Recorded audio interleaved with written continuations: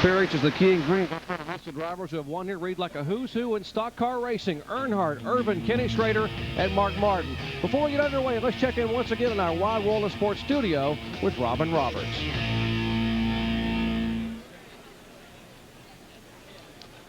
That was very good, Kyle. Cool. That was cool. It popped up there when you turned over there.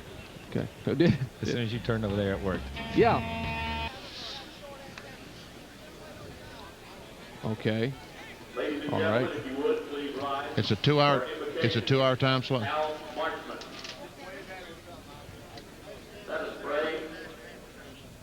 Okay. If you would.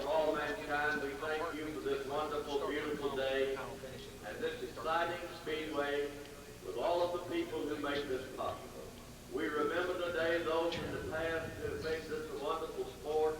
We remember those who have kept it that way. And may your blessings abide with us at every turn of the road. Shalom and amen.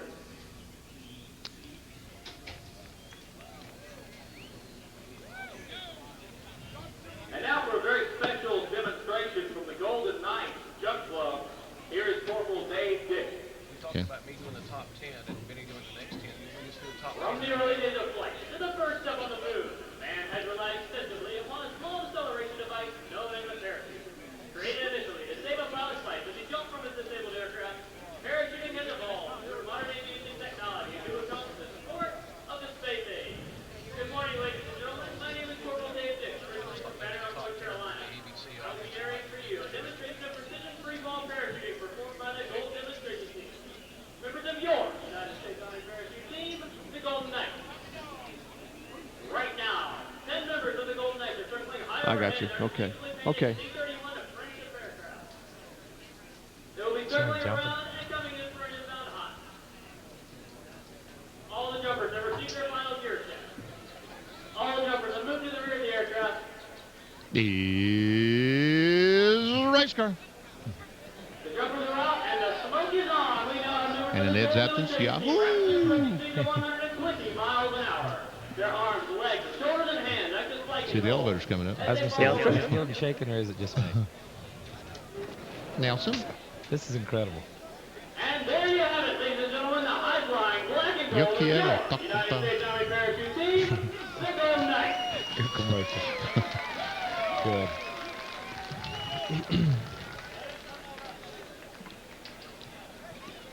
As the jumpers make their way back to the target area, it is our honor to be there they flying are. today's national Oh, color. yeah. A slew of them. When you said that far apart, you're off camera right then? Okay, just inches apart. Okay. All right. Thank you, Ray.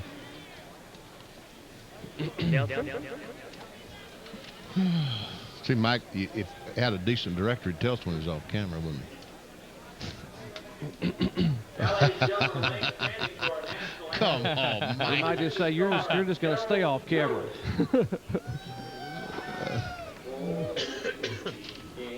All right. Okay. Man. Come on. Yes.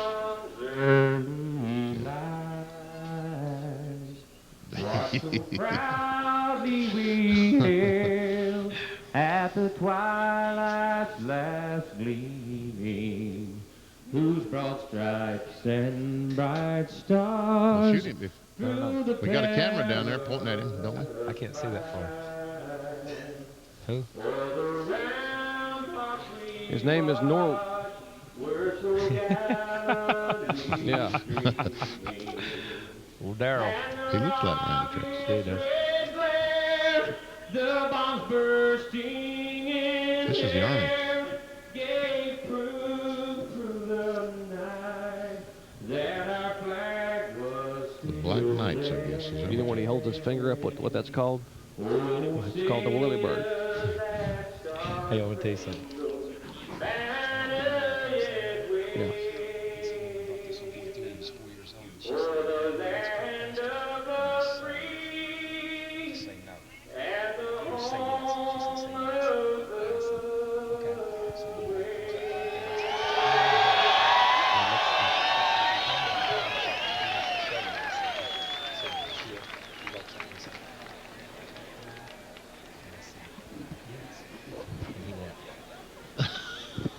He's 4 years old. He's this tall.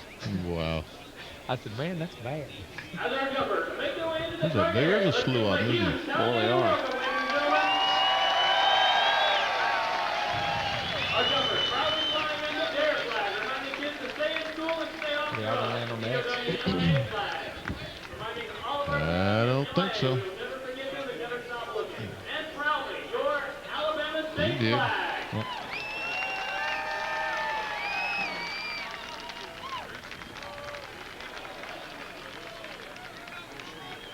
Ladies and gentlemen, it gives me great pleasure to present to you the gold demonstration team for 1998. What's that? What's that X flag? What's that X flag on? Team, the Golden Knights. Yeah. And on behalf of the entire team, I'd like to thank each and every one of you for being such a warm and receptive airborne audience. And in After this closing, message and a word from our ABC stations.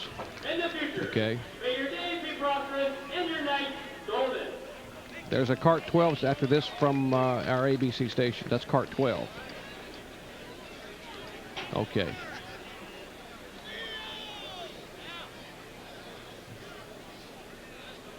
Oh, he has video cam. Oh, okay. Check that out, huh? That's pretty cool, man.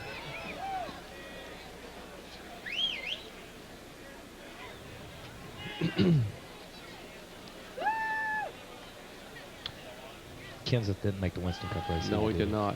Yeah. Did you hear my comment to Jeff Burton yesterday? We were talking about on the air. We're talking about qualifying. He said, "I said, Jeff, everybody's telling me that these cars will qualify, won't qualify, but they'll race. It's sort of like the guy who books your blind date saying, yeah, but she can cook." That's good. Joni got on me about that a little bit. That's what happened with all the provisionals and stuff. All the Roush cars took them. Mm-hmm. You know, I mean, the 26, the 16, the 6. Yep. There's 7 provisionals. They took 3 of them. That's right. You know, I mean, and they're all in the top 10 in points. You just don't think, you don't count on those people taking Spots. that many of them at one time, I guess, unless there's a wreck. Now, the 97 car ended up about 34th, 35th. Yeah. Slob, do you have a starting Still lineup for got a tomorrow? Thunderbird. Hasn't come in yet? Okay. That's a T-Bird? He's a Thunderbird. Yeah, he in the 77 cars is a Thunderbird. So was Standridge. Yeah, Standridge was. Yeah. I guess I just expected from the Roush crowd that they, you know, at Daytona they used the excuse he's running a Thunderbird because we didn't have time to build a Taurus. They still got the Thunderbird here. They still got the deck lid on that car, 97, that they made them switch here last year.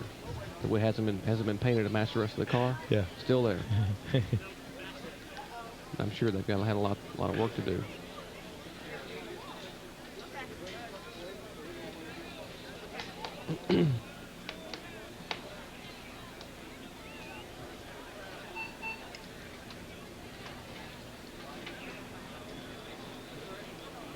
I signed some tickets last night.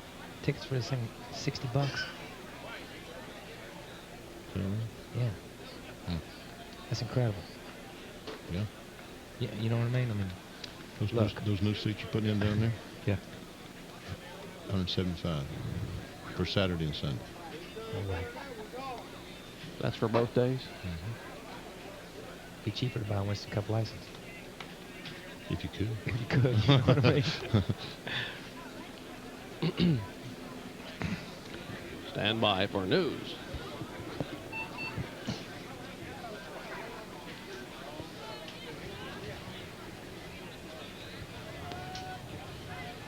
That's,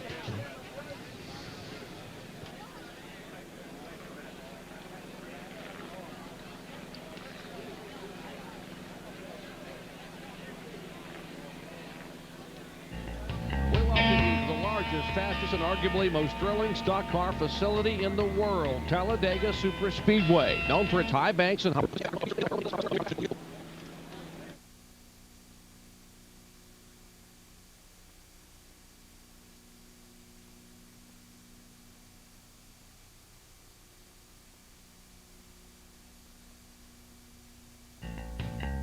We welcome you to the largest, fastest, and arguably most thrilling stock car facility in the world, Talladega Superspeedway. Known for its high banks and high speeds, today it plays host to NASCAR's Busch Grand National Series.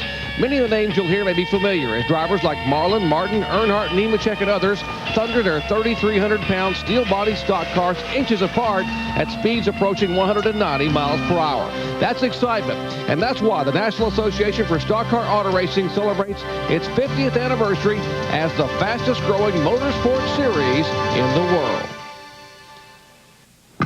Two-time Grand National champion Randy LaJoie dares to do double duty this weekend. Tomorrow he will wheel the 50 car for Team Hendrick, but today his eyes are fixed on speeding toward a third Busch Series title. 1998 has been the year of the youngster. 26-year-old Wisconsin native Matt Kenseth, already the apple of some owners' eyes, plans to prove his super speedway prowess today.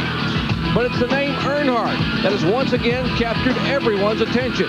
No, not the 7-time Western Cup champ, but his 23-year-old son Dale Jr., who, like his father and grandfather, turns heads and laps so fast he finds himself atop the standings.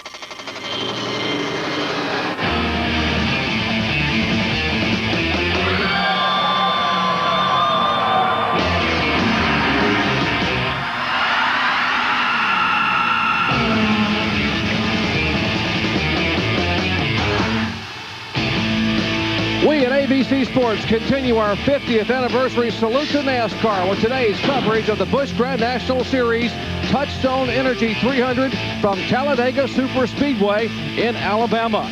After 8 events on the 31-race schedule, rookie Dale Earnhardt Jr. finds himself atop the series standings with a scant 31-point edge over another youngster, Matt Kenseth, with seasoned veterans Elliott Sadler, Mike McLaughlin, and reigning series champion Randy LaJoie rounding out the top 5. 48 cars attempted to qualify, but from the first lap of practice, there was never any question as to who would lead the field from the pole. With more, here's Jack Arute. Jerry, they call him Front Row Joe because of his penchant for qualifying his cars on the front row. Now, Joe Nemechek is already a winner in the Busch Grand National Trail this year, winning at the Superspeedway in Daytona. But thus far, this will be his 3rd consecutive Talladega start from the front row, but he's yet to convert it to a trip to victory lane. In 1988, Magic Shoes Mike McLaughlin out of Waterloo, New York, won NASCAR's National Modified Driving title. He took that under his arm and went Busch Grand National racing. McLaughlin is already qualified on a pole at Daytona. He's also already won on a familiar half-mile in Nashville. Buckshot Jones got his nickname from his granddad when he was a youngster. His grandfather said, "You've got a head just as tough as Buckshot." And Jones has taken that toughness Busch Grand National racing. He's a former winner back in Milwaukee, Wisconsin 2 years ago. The number he carries on his car, appropriately, 00. Normally, when you take the family car out on a Friday or a Saturday, it's to go on a hot date or to a movie. For young Dale Earnhardt, as the command to fire engines begins, it means that he's going to take a trip around the speedway at speeds close to 200 miles an hour. Earnhardt makes his 18th career start today, but he's already won. That coming in his 16th start at Texas. Now, what do these 4 guys have in common? They've enjoyed the adulation and the attention of qualifying up front. For them, this week at Talladega's been a dream. For others, Bill Weber, it's been a nightmare. Absolutely, Jack. The green flag hasn't fallen here yet, but this race has already begun. In fact, it started on Thursday, and this bunch is already behind. It's been a season of no joy for Randy LaJoie. No wins, no seconds, no thirds, no poles, no laps led. But he's 5th at points and was 5th at Daytona. Right now, he's 23rd. Jeff Purvis was 3rd here Thursday afternoon, but tied for last Friday morning after his shocks failed post-qualifying inspection. He'll start 26th. Elliott Sadler's speed would put him 17th in the field, but it came a day late because he exploded a rear end here Thursday on his warm-up lap and never posted a time. It cost him 10 precious starting positions. Mark Martin is the all-time leader in Busch victories. He was just flat slow Thursday, and today rolls off way back in 34th. You can win from back here, but the deepest any previous winner has ever started in this race is 23rd. Mark did it last year.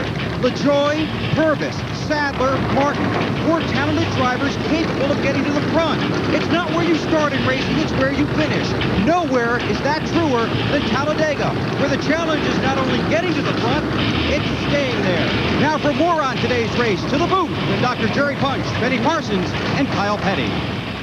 Hello, everyone. So glad to have you with us. I'm Jerry Punch, along with our 2 expert analysts, Benny Parsons and Kyle Petty. And gentlemen, this racetrack, so massive with wide sweeping turns, I've been told by drivers that it may be the easiest track to drive, yet one of the most treacherous to race on. What are they referring to? Because they're racing, there's no way to get away from another car. They're racing at 190 miles per hour and just that far apart, nose to tail and side by side. Kyle, you really have to depend on your fellow driver at Talladega. Yeah, you do. Physically, it's the easiest place in the world. Turn left, stand on the gas, you do it all day long until you make a pit stop. Mentally, very taxing, very demanding. You're running, like you say, an inch and a half off somebody's bumper at 185, 190 miles an hour, and chances are that guy in front of you has zero experience. You're going off into a hole behind somebody that's never been there before. So let me tell you, there's a lot of trust that's going to go on out there today. Experience is the key ingredient. That's why the list of past winners here reads like a who's who in stock car racing history. Dale Earnhardt Sr., Ernie Irvan, Kenny Schrader, and Mark Martin. As the field of 43 rolls off, before we get underway, let's check in back in our Wide World of Sports studio in New York with host Robin Roberts.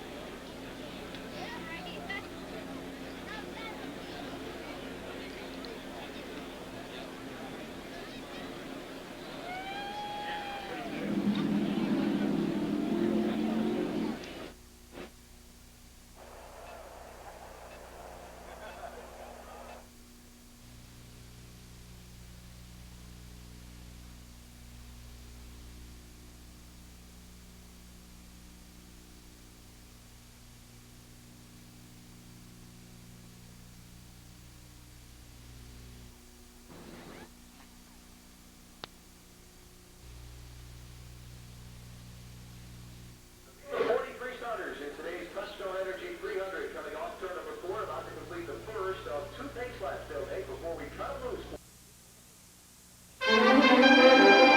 The Touchstone Energy 300 on ABC Sports. Brought to you by the more than 1,900 AutoZone stores across America. AutoZone, the best parts in auto parts. Suzuki, makers of fine motorcycles and ATVs. And Valvoline, the #1 choice of ASE certified mechanics. People who know use Valvoline. Welcome back to Talladega Superspeedway in Talladega, Alabama, the 9th annual Touchstone Energy 300.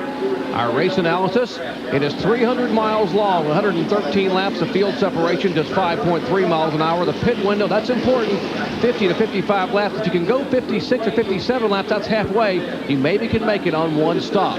Our track description is the largest in all of NASCAR, 2.66 miles around this trioval. The front stretch, 4,300 feet long. The back straightaway, 4,000 feet. That is a straight shot. The corners banked at 4 stories high, 33 degrees. The trioval, 18 degrees. The backstretch almost flat at just 2 degrees. Our Suzuki starting grid shows you that front row Joe Nemechek, for the 3rd consecutive year, is on the pole, flanked by the man they call Magic Shoes, Mike McLaughlin, a former modified champion. Back in row 2, a couple of youngsters. Dale Earnhardt Jr., he is the point leader, not a rookie, but only run about a dozen races or so in this series at 23 years of age. Back in row 3, Hermie Sadler turned 29 years of age yesterday. Maybe it's an omen for the former Rookie of the Year to get his first win in 1998.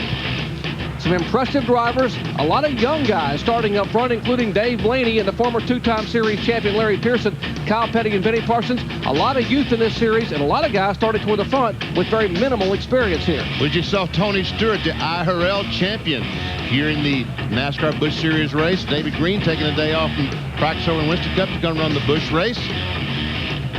Almost ready to go down the backstretch, as Jerry said. 4,000 feet. When you come off turn 2 and look towards turn 3, Cal, it looks like it's about 6 inches wide. It's about 6 inches wide, and it gets to be about 3 inches wide when you get there. You feel like, it's like you take people around this racetrack that have never been there, and they say, how do you guys run at that wall down there? It looks like there is no turn there. And all of a sudden you get there, and you're on the bank, and you're coming back down the front stretch. And right now we're seeing these cars at 60, 70 miles per hour. We'll be seeing them at 190 miles per hour. And trust me, folks, we'll see them 4 abreast before the day is over. The car you saw a moment ago, Jeff Purvis, starts back in the middle of the field. He was the second fastest car in qualifying in first day, but was disallowed because of a rules infraction. He starts back in the middle of the pack. Look for him to make a run early toward the front. And Kevin Swantz missed the driver's meeting. He will have to start at the very end of the field today. Jason Keller, Dale back there. Dale Fishline. Sometimes crew chief, sometimes Busch Series driver. And you saw Mark Martin, last year's winner of this race, starting back in 34th position. He won this race a year ago from back in 23rd, but he has got a long way to go and just 300 miles to get there. And some guys have a long way to go home. I told you there were 48 cars here to qualify. Here are the guys or girls who missed the field. Patty Moise did not qualify. Doug Reed, Rick Wilson, Mark Day, and veteran Robert Presley. Cars are getting ready for the green flag. We'll be riding along with 5 different drivers today. 5 different onboard cameras, including our pole sitter, Joe Nemechek, as they come down for Carl Simmons to wave the green flag to start the Touchstone Energy 300.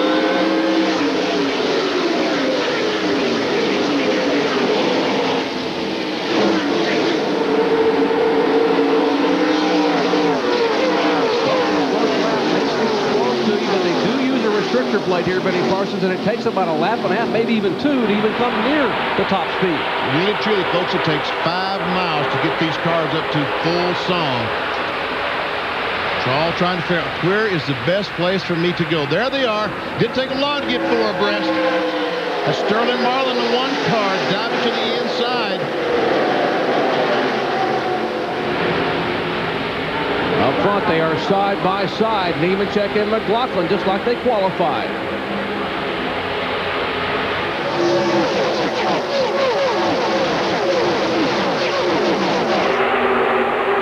Now Nemechek will try to lead the first lap. He has the Pontiac of Double O, Buckshot right behind him. McLaughlin sort of in the catbird seat in the middle as they go 3 wide and turn left. Sadler dove down to the inside, took some spots away. There they are, 3 abreast coming off the corner. And Kyle, that's when you have to depend on that guy on the inside not to come up. You've got to depend on the guy in front of you, or on the outside of you, not to come up, and vice versa. Everybody's counting on the guy next to him, and you can't, at 190 miles an hour, you don't just look left and look right. You got to feel it, and that's where the inexperience seems to get some of these guys in trouble sometimes. They don't have a feel for where the cars are at around them. The car number 2 making a move early. That is the 2-time national champion, Larry Pearson, the son, of course, the veteran David Pearson. He qualified back in 8th position in the New Holland Chevrolet. His first ever ride driving for Ricky Craven, and he's already gained 4 spots in 2 laps. Man, folks, how would you like to be in the middle of this? I would not like to. Kyle, how do you do that? I would not like to be in the middle of that. You don't want to be in the middle. It's okay to be on the outside, and it's okay to be on the inside. But the middle, you really don't know. And the thing is, you're trying to feel the cars to your left and to your right, and trying to look in the mirror and look ahead all at the same time. And believe me, God didn't put enough eyes in race car drivers' heads to be able to do all this stuff at one time. Riding along with Jeff Purvis in the Lance Chevrolet. He's the guy I told you that started 26. He hasn't been able to move up because of the comments you heard Kyle and Benny making about traffic. 2 and 3 wide.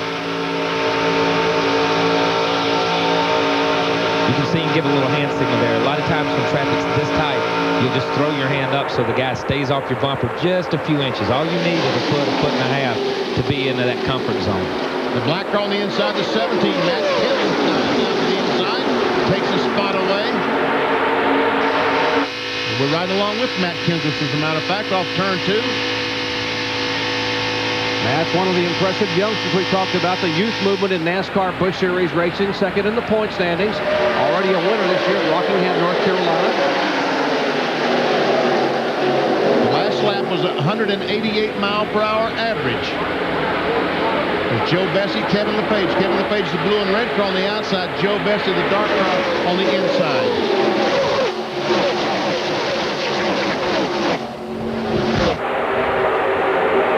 One car that started up front but has moved its way to the back very early on must have a problem. That is Dave Blaney. What is it, Jackaroo? Jerry, actually, it's the problem that you talked about, getting the car wound up. It does take about 5 miles to bring these cars, as you say, to full song. For Dave Blaney, it's taken about 6 to 8 miles.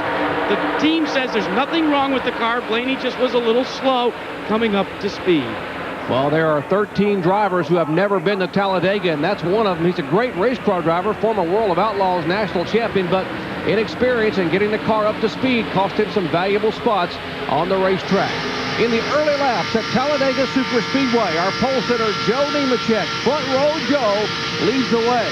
4 laps are complete.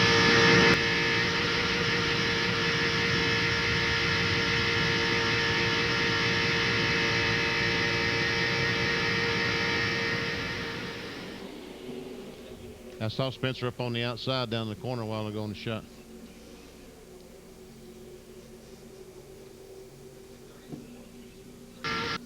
Yeah, he's got more troubles than just... Doing a great job, Joe. Doing a great job.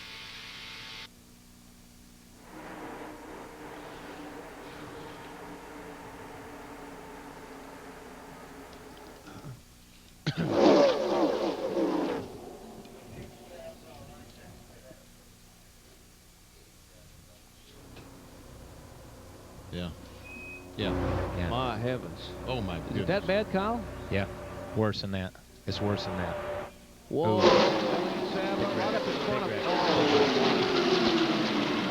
David Green, Kevin Swanson. They're still going to lap down through here. Oh, man. Lap 6. Santerre's not anything. Yeah, he is. Oh, Jason Jarrett's going to run right in the front of him. Oh, he's already had something locked up. Jason couldn't turn it. We need to set that up and ask Weber if he got any kind of mouthpiece. You wearing a mouthpiece, Kyle? Do I? No, I should. But I don't.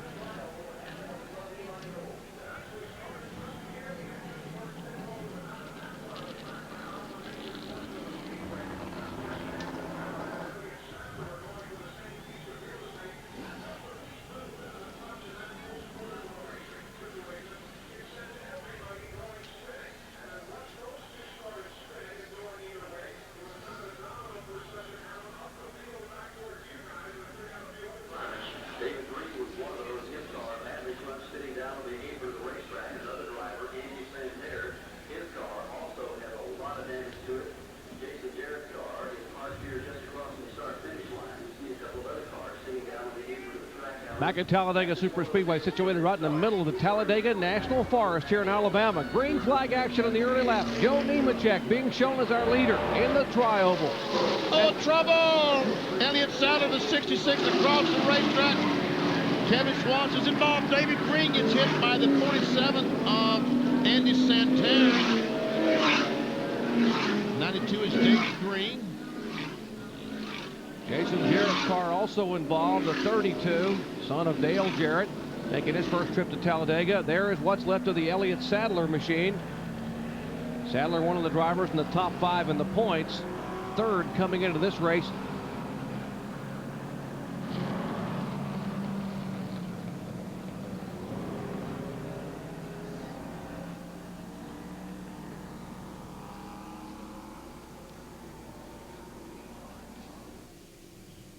What happened?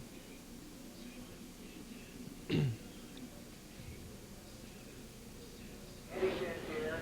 Elliott Sadler all receiving major damage in this crash that has put us under the caution for the first time. Back at Talladega Superspeedway, situated right in the middle of the Talladega National Forest. Joe Nemechek, the leader, as the field's in the tri-oval. And trouble! 89 car. Stanton Barrett gets tagged, goes across the racetrack. Elliott Sadler's involved. David Green, Andy Santerre, the yellow car's involved. Heavy damage to these cars. Heavy damage. First caution flag today coming out here on lap number 6. If we can show you what happened. You ever see the Stanton Barrett car? The white car goes down, tags the 66 of Sadler. Now he's going back across the racetrack right in front of David Green. Goes up, hits the outside retaining wall. Now Green's going to come off the racetrack, and other cars trying to make the evasive moves. Oh, he drives right in the side of the yellow car of Santerre. Wow. Once again, caution on lap number 6. Those cars involved, we see it at a little bit different angle. Never see the cars, never see Stanton Barrett. Stanton Barrett comes up and gets tagged by Lyndon Amick, I believe. And Stanton tried to come up into a hole that wasn't there. And that's just not being able to feel where the cars are sometimes. Then you can see the cars go up the racetrack, down the racetrack, back up the racetrack again. Few drivers did an incredible job. Santerre did an incredible job. Just got caught from the backside by a car coming back down the racetrack and hitting him in the quarter panel. And we can see all the damage to the 66 car. Jack Arute is standing by with one of the drivers involved in this melee. Jack? David Green, sometimes you just can't stay out of a wreck. Describe what the feeling was when you looked in the windshield and it was filled with cars. Well, first thing, our craft car was pretty good. I knew starting on the inside was not a good place to be, and couldn't get up. And as you know, the outside lane's the place to be. You know, I had a deal with Elliott and Randy LaJoie. We all stuck together, and the inside lane couldn't get nowhere. And boy, everybody kept coming on the outside. Somebody turned to 89, and he come across the track and got Elliott. And when Elliott's out of control, he ain't nowhere to go, and I found him. So pretty hard hit, but you know, I want to thank Kraft people and all those folks. We had a great car, but you know, you got to make it through the first 5 or 10 laps, and here at Talladega, just got to use that old head, and today it didn't happen. Sometimes it's a survival game. He didn't survive today. Let's go to Bill Weber. Well, when Elliott Sadler failed to qualify in first round, your biggest concern was getting through the early wreck, and you didn't make it. What happened?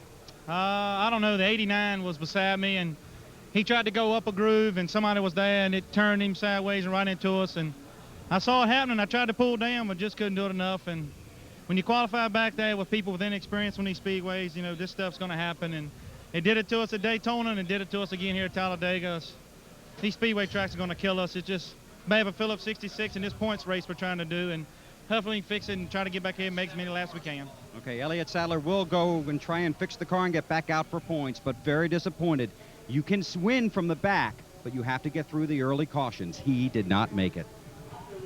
All right, the cleanup continues on the front straightaway. The 92 car, that is the car of David Green. There's the Elliott Sadler machine, or what's left of his Chevrolet. So we'll show you again what happened here on lap number 6.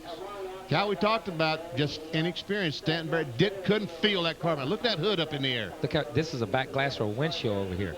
I mean, there's pieces that just go everywhere, you know, and it's hard to, there's nothing you can control here. But this is inexperience. He doesn't feel the 35 car. He cuts up on Lyndon. It's just a little bit of a tack.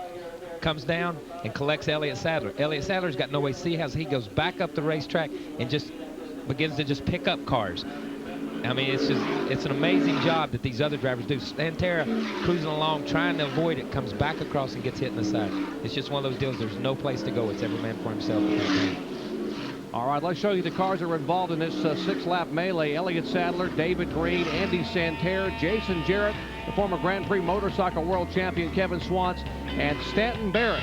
Those 6 cars heavily involved and heavily damaged. Back with more coverage from Talladega Superspeedway in a moment.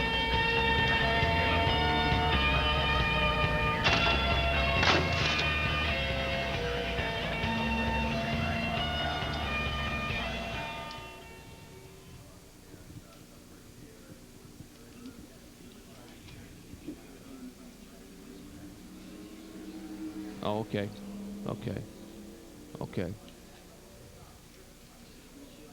Yeah, I saw that.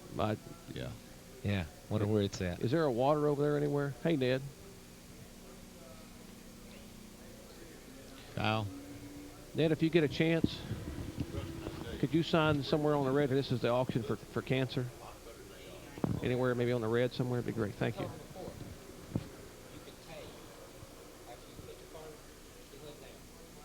Reach right inside behind the drivers.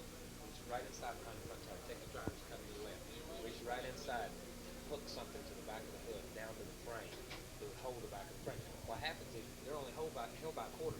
When the cars get around, all the air gets up under it, and it snaps those quarter inch and snaps that weld, and then just rips them off. Rips Man, them off. man. You know what I mean? That's a lot of force, man. Trust me, that's going to happen one of these days. Boy, it is that. Well, Jason couldn't dodge the wreck, could he, Ned? He didn't have no place to go. Yeah. He used up all his luck at Darlington dodging them 5 or 6 down there, man. But he did a heck of a job. He did a great job at Darlington, man. He did that. He had no place to go on this one. Is there any more water over there anywhere? Oh. There's one right there. It's cold, warm. That's okay. That's great. Thank you. I got one. Thank you. Yeah, I'll take one, man. Thanks very much. He's all right. Driving good. McLaughlin says driving good. Yeah, you talking about them riding this rough? What they do, these people are racing their qualifying shocks. Yeah, I know. To get everything down, to go as fast. I'm telling you what, man, you need kidney belts to drive these things. You hurt. When these races are over, you hurt. Your lower back hurts. Yeah.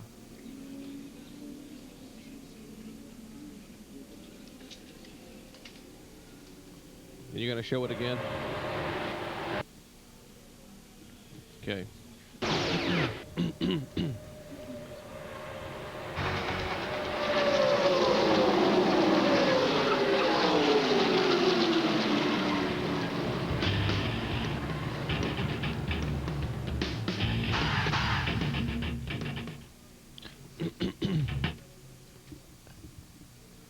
Watch that for replay. Yeah.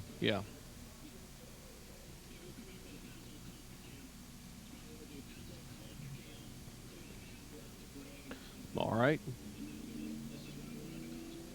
Okay. Sounds good. Lyndon was trying to check up, not to hit him. It didn't look like it. You know what I mean? But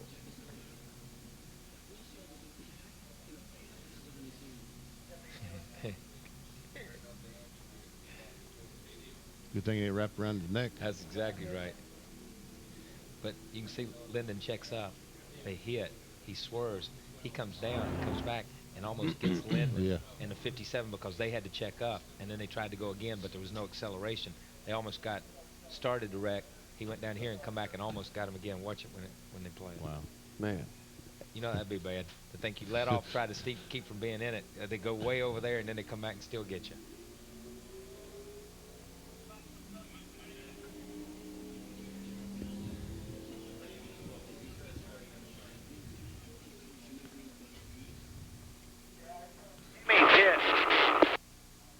Come on. Pennzoil Pop Derby, and then while we're under caution.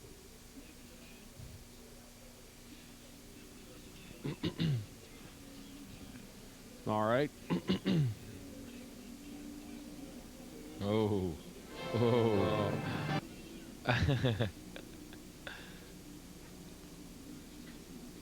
Look, there he goes up through the stands with it. That's exactly right. You catch a flying windshield at 190, by God, you ought to be able to take it home. Yeah, exactly. Oh, baby.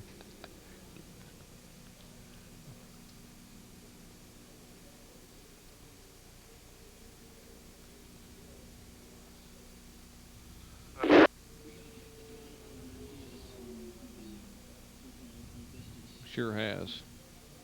From 25th to 7th.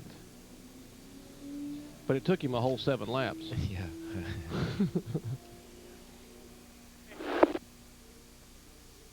Copy now. Hey, hubby. Hit the earplugs.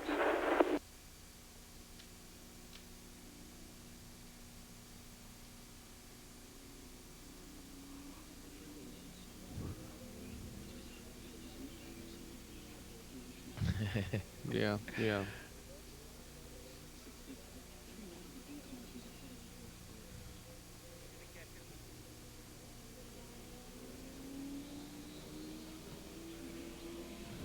Yeah, really? Yeah.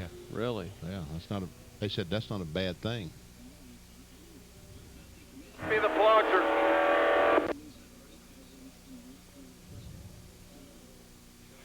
Catch up. We're going to have one to go this time. One to go.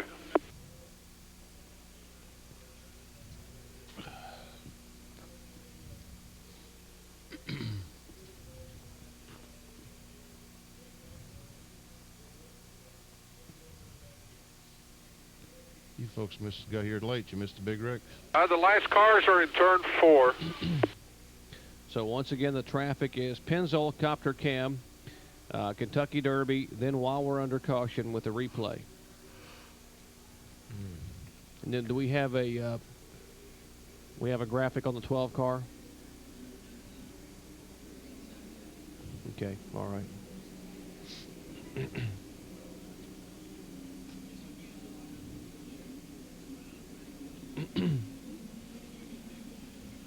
That 78 car is Loy Allen. Yeah, that's what I was First just looking race. at. Didn't know who that was.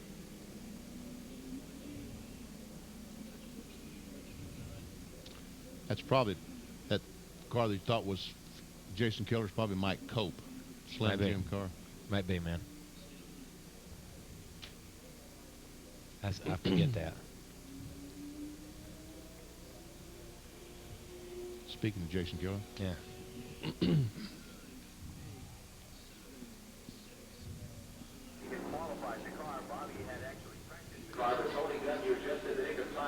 Back at Talladega, Alabama, this gorgeous aerial shot of this massive 2.66 mile facility, courtesy of the fine folks at Pennzoil in our Pennzoil Copter Cam. Well, we've got more horsepower coming your way next Saturday. The Kentucky Derby, Saturday afternoon on ABC Sports, the Visa Triple Crown Challenge, 124th running of the Derby. The country's top 3-year-olds stack up and run for the roses at Churchill Downs. That's next Saturday live on ABC Sports. We are under caution at Talladega for the first time today, and here's how it happened on lap number 6.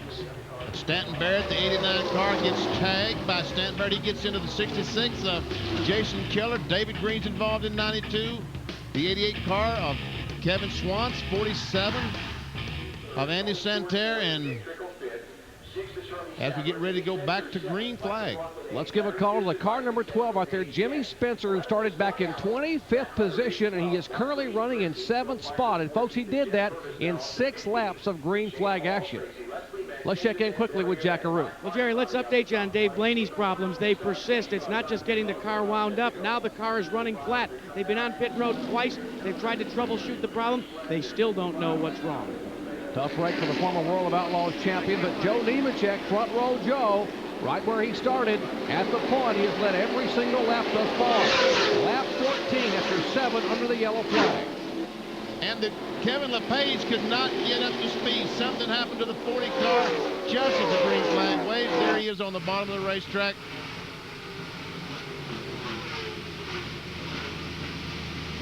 Man. And the engine obviously is not running. Well, he was in 9th position on the restart. And you see him trying to come up to speed, single file. Joe Nemechek looks back at Buckshot Jones. You know, at the start of the race, we were seeing 3 and 4 wide. Anytime after a caution you have single file restarts, that goes away a little bit. They're a lot safer restarts. I think drivers like to have an early caution. They don't want to see anybody get hurt, but they like to have that early caution to get that 3 and 4 wide racing out of the way so that they can go back to single file. It is Chevrolet, Pontiac, and Chevrolet. That order in the top 5 as Nemechek is our leader with Buckshot Jones in 2nd spot. Jackaroo, what's the problem with the car number 40 of Kevin LePage? You got to have gas and you got to have power for Kevin LePage. The connector, the rod, the linkage that connects the gas pedal to the carburetor, it's got a problem. They think it literally may have sheared off. He's got a definite problem, guys. He'll be on pit road. The question is, can he make it back to the pits? If he does, he's barely moving back there. This may indeed bring out a yellow flag as his car has almost come to a halt down that middle portion of the 4,000-foot back stretch. Yeah, I really don't think there's a turnoff over there. This will have to bring out caution. And it is. Caution is waving now. The concern is the field coming at him at 190 miles an hour, him sitting still. he would be a sitting duck back there, even though he's on the apron. And this track is 48 feet wide with a 12-foot apron.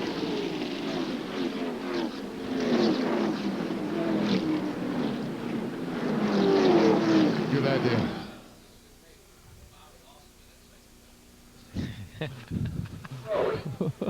Okay. All right. Oh, that was the best Derby promo ever done. All right.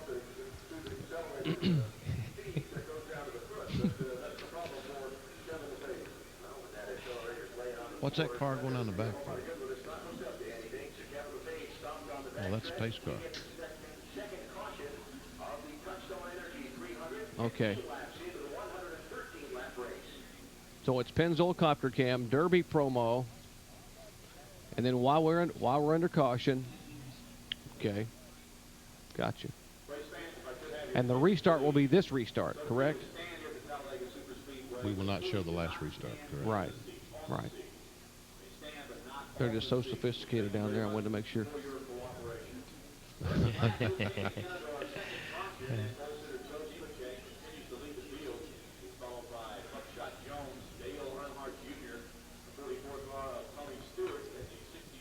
You don't see that very often drafting with International here at Talladega.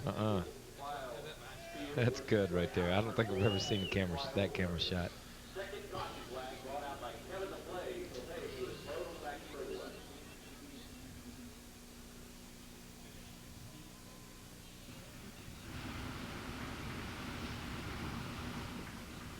Is that the only one you have for onboards?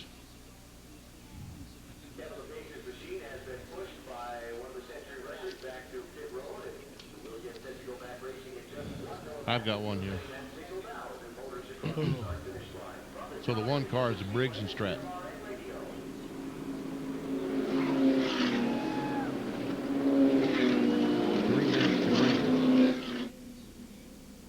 In other words, one to go. Well, you are awesome down there. You are that good. My goodness. Dennis Lanius is rubbing off on you guys.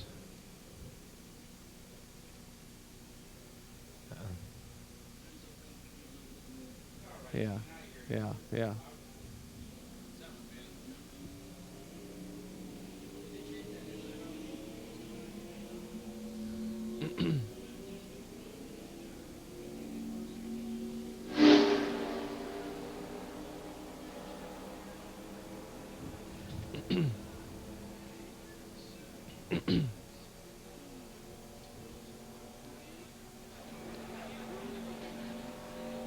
Back at Talladega, Alabama, continuing our 50th anniversary celebration of NASCAR. Now, next Saturday, we got horsepower of a different kind coming your way. The Kentucky Derby, the Visa Triple Crown Challenge, the 124th running of the Kentucky Derby.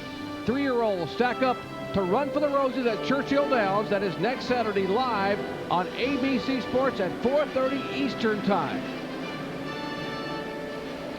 Under caution here, lap number 6, and why the caution? We'll show you. This happened just moments ago. See the 89 car, Stanberg gets tagged by Lyndon Naming across the racetrack in front of the 66 of Elliott Sadler. Kevin Swanson involved in 88-92 car gets tagged. That's David Green by Andy Santerre in 47. Jason Jarrett also involved. Let's go down to Bill Weber, standing by with one of the drivers involved. And Jason Jarrett has some wild memories of his first visit to Talladega. Could you see anything? Not at all. When you're back there that far in a 40-car draft, you know, I was on the brakes as hard as I could get. The spotter told me where I needed to go, and I just, you know, you're slowing down as hard as you can, and you just can't miss it. You're going so fast, and it's unfortunate it has to happen that early in the race. You know, I can understand for the win or something like that, but that early in the race, I was just trying to bide my time and get some drafting experience for my first time here, and get some exposure for Mac Tools, Fleetwood RVs, and Coca-Cola, but it just didn't work out today. Okay, his day's a little short. We're back to green. All right, front row Joe picking up where he left off when he waved the green flag. He has led every single lap of this race thus far. Nemechek the leader. The double O of Buckshot Jones. Then Dale Earnhardt Jr. back in third spot. Tony Stewart is back in fourth spot as he tries to close in on Dale Earnhardt in the 3.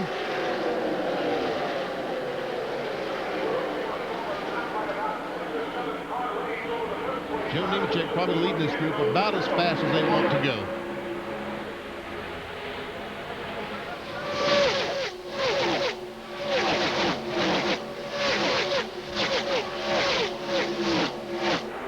It is Chevrolet, Pontiac, and then about a 6-car length separation back to Dick Trickle and another Chevrolet. He is the 5th place car. Jimmy Spencer's moved up to the 6th spot. And folks, that's him right behind Dick Trickle. Spencer started in 25th, is now running in 6th spot. Remarkable. He had gained most of those positions in the first 6 laps prior to that caution flag you saw. There's a look at Dick Trickle's move toward the front. Driving the Snyder National Chevrolet for Dennis Shoemaker.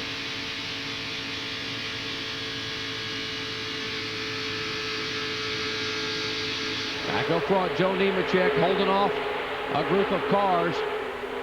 Now 8 of them in the draft up front. We check in with Jack Arute in the pits. Well, Jack? Jerry, Dave Blaney's problems continue. It is a misfire on the car. The car is running flat. They've been in and out of pit road several times, checking spark plug wires. They had the same problem yesterday in practice when they changed the carburetor. Speaking of carburetors, Kevin LePage had a problem when he tried to restart his car. The linkage from the gas pedal to the front of the carburetor, it actually snapped. The bolt backed off. They've been on pit road now for several laps trying to make the change, put a lock nut on it, and send LePage back on his way. Scramble back in the pack as cars go too wide. They have been somewhat settled down. Mark Green, the car number 37, leading this group. Matt Huddle, the yellow car down on the inside. A rookie here in the NASCAR Busch Series race. Mike Dillon, Detroit gasket car, tries to work his way to the front.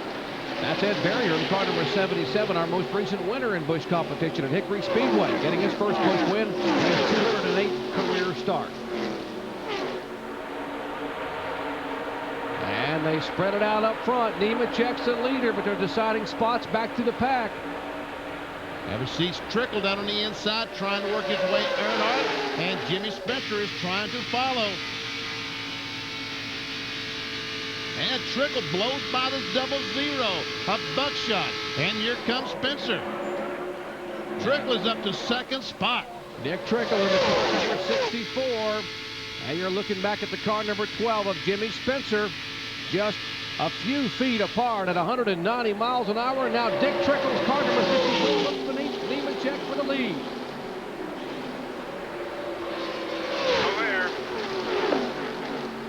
And Dick Trickle starts 16th, takes the lead, and here comes Spencer, started back at 25th. Kyle, I think this qualifying is way overrated. That's the best part about Talladega is all you've got to do is be in the field to be able to run up front.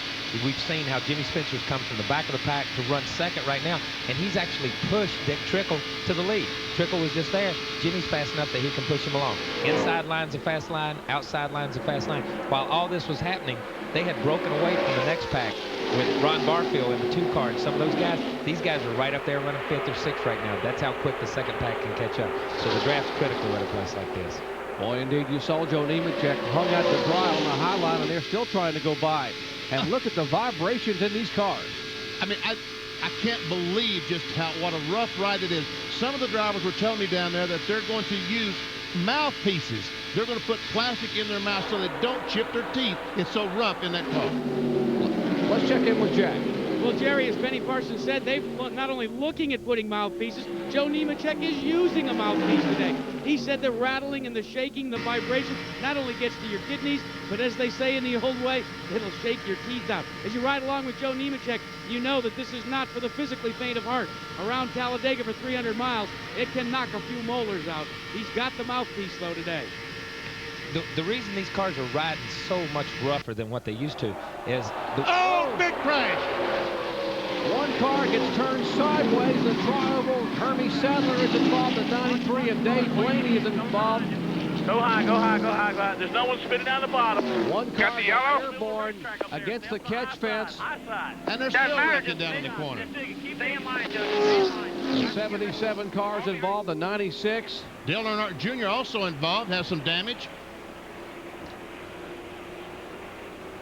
So here on lap number 23, And Dave Blaney climbs out of his car, and be careful, Dave.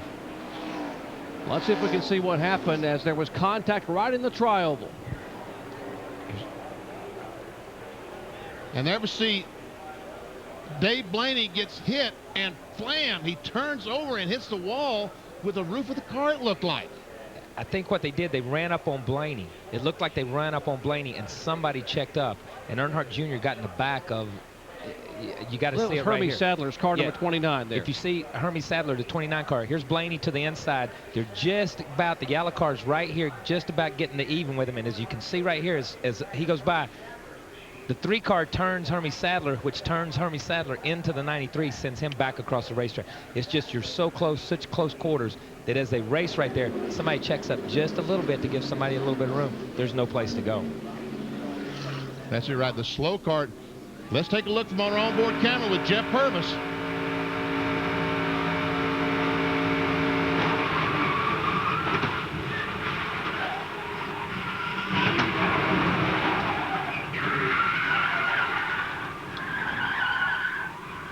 You know, Jeff Purvis never knew that was coming. He was still wide open on the throttle when he got hit.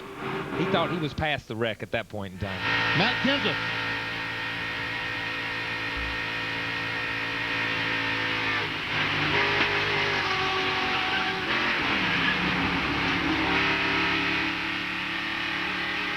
Great job right there. He did a terrific job getting through that crash. There's a different angle looking back up toward the tri-oval from the inside of the racetrack. Wow, that's Blaney's car on its roof right against the catch fence and did its job and shoved him back onto the racetrack as we check in down in the pits with Jack Arute. Gary, you would think if you were on your roof and you were on fire like Dave Blaney was, that you might have other things to think about than having the wherewithal to radio to your crew. But that's what Dave Blaney did. You know what he radioed? He said, I'm on fire. I'm pulling the onboard fire extinguisher. That thoroughly amazes me that while all hell is breaking loose, Blaney had the wherewithal to put the fire out. Well, once again, here are some of the cars involved. Brad Loney's car number 96, the 77 car of Ed Barrier. The car number 4 of Purvis, the points leader, Dale Earnhardt Jr. involved. Hermie Sadler's car number 29, the 37 of Mark Green. Those cars involved here on lap number 23. A second melee in the tri-oval. Heavy impact, high speed. On the high banks means high risk, and we've got it here in the early laps at Talladega. 24 are complete. I think they checked up when they got to Blaney. That the 29 did, and Dale Jr. just turned him. Which, neither here nor there. That happens. Blaney went across on his side, didn't he? Yeah. I think that you're probably waiting to sit over there next door. But tomorrow, if you lose a cylinder, Kyle, I don't think you're going to run long. You should. And I don't care whether it's here or if you lose stuff like that, there ought to be some kind of rule where once you get X number of laps down, you ought to park no matter where you're at in points, because the groove has gone back to the bottom of the racetrack on a lot of these places. And granted, there's been 100 times when I've been out there riding around in the way. You know what I mean? But I don't like it either. Okay. Huh? Yeah, I think Lynn's got who pitted. Here's about it. Spencer didn't pit. It'd be easier to point the camera towards the leaders and figure out who didn't pit. There's only 4 or 5 cars that didn't pit. Show us the leaders. The top 4 just about, because he pitted a minute ago. Remember when he came out, Benny? Yeah, Jason Keller pitted a little bit. Yeah. So the top 4 cars did not pit. Top 4 didn't pit, because Jason came out a minute ago.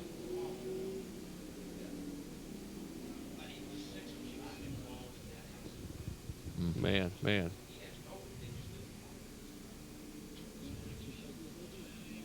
That's Phil. Look at Phil down on the bottom of the racetrack dodging all that brake. Yeah. Ooh. Who got Mark Green? Did he get turned into the wall, the 37 car? I don't even know where he was. Because they're still picking his car up down there. I don't know.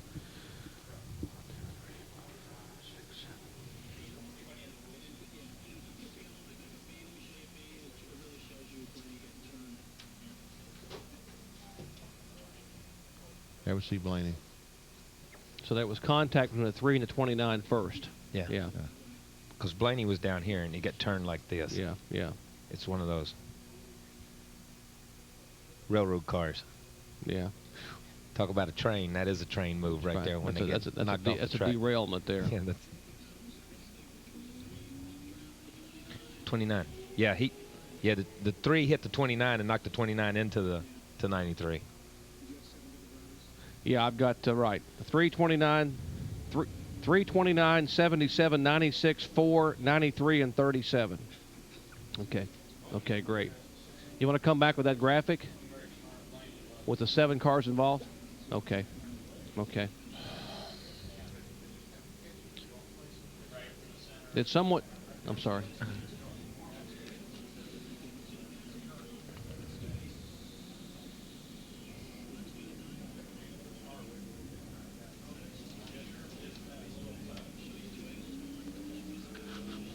See, I think that those guys up front are planning on making one pit stop. Yeah. Because they got to be able to run 70 laps around here. Yeah, a lot of them yesterday could run 77, they said. That's a pretty good ways. Harry Gant ran 57 here one time when he won the race here. He ran 57 laps, and that's when they had a, I don't know what kind of, 1-inch carburetor or something, 1-inch restrictor plate. We'll see.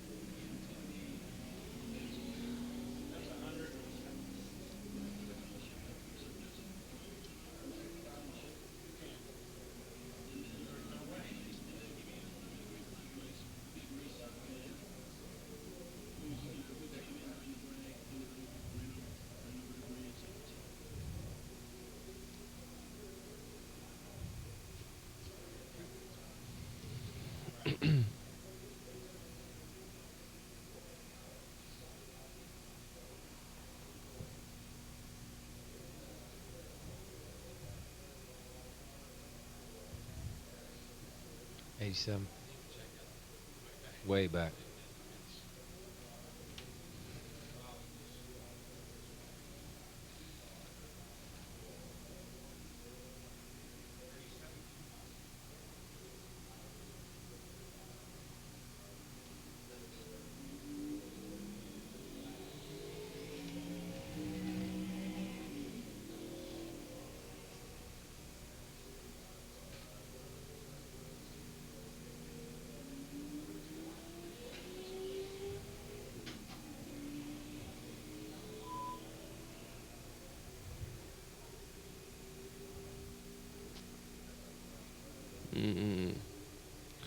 So Pennzoil pop. Barrier was in that. Yeah. Didn't know that. Yeah. Big time. Yeah. John's car, Brad Loney's car was wiped out at Big A Auto Parts. Yeah. That's John's car. Right? Yeah, it was killed in the front, man.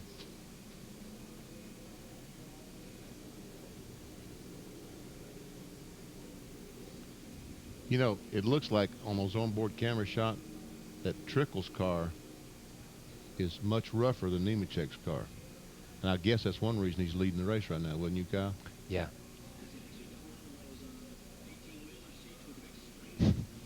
Yeah. That's what it looks like, man. That'd be a big 10-4 there, partner. That's a CB cord that keeps dangling down in front of the... We got ourselves a in-car convoy. camera. Give us a couple lines of convoy there, Kyle. Back off them hogs. They're getting a little intense. Yeah. Well,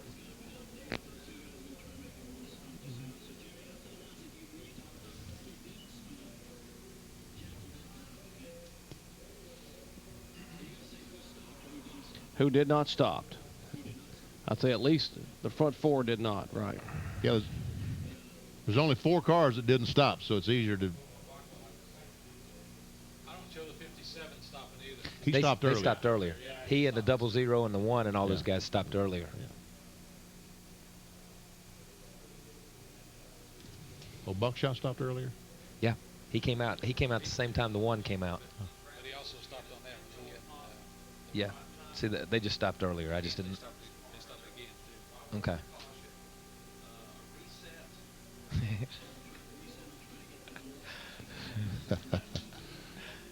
Good camera.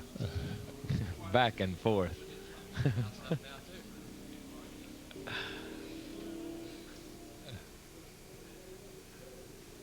Yeah. Okay. I needed a close-up of the guy standing there watching. Yeah. Okay. I haven't seen that, but I'm sure I'll see it. Okay.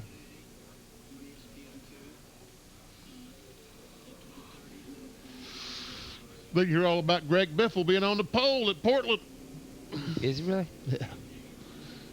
Hey, you know, he ran the walls last week at Phoenix. You see that?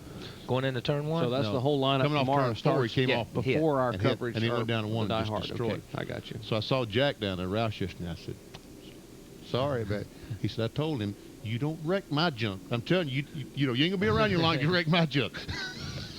He said, and I said, He said, that's exactly what I told him too. Yeah, he drove it off the corner. I did say he drove it off the corner into the wall and then Yeah. run down there, and then run it hard into that outside wall, man. Hard. I guess he knocked the valve stem off of it and hit the wall or something. Oh, it was hard when he got down there. Jack said, you don't wreck my stuff and hang around here. Good point.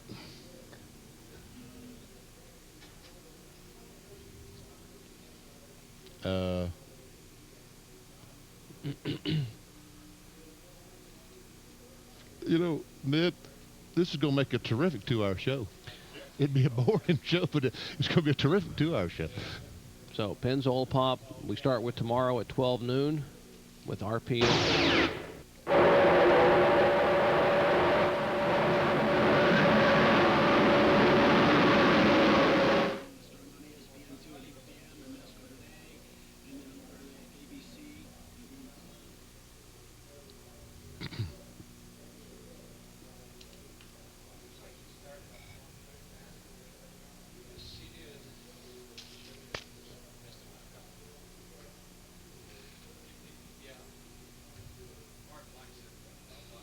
Lynn. What? Lynn, how come you started the engines in the middle of our stand-ups? How come you started the engines in the middle of Neil did? Oh. I just wondered.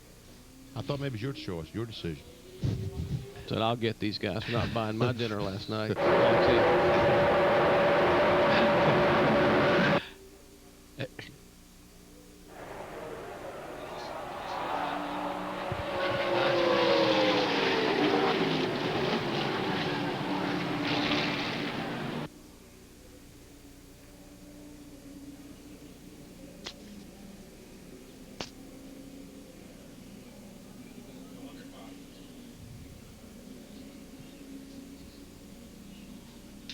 Boy, it is.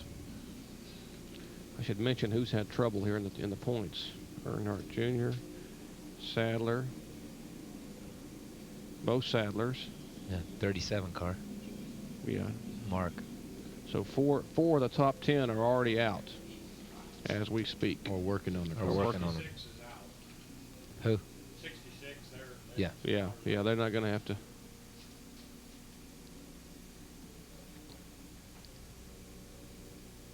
They might be able to save the water bottle. That's about it.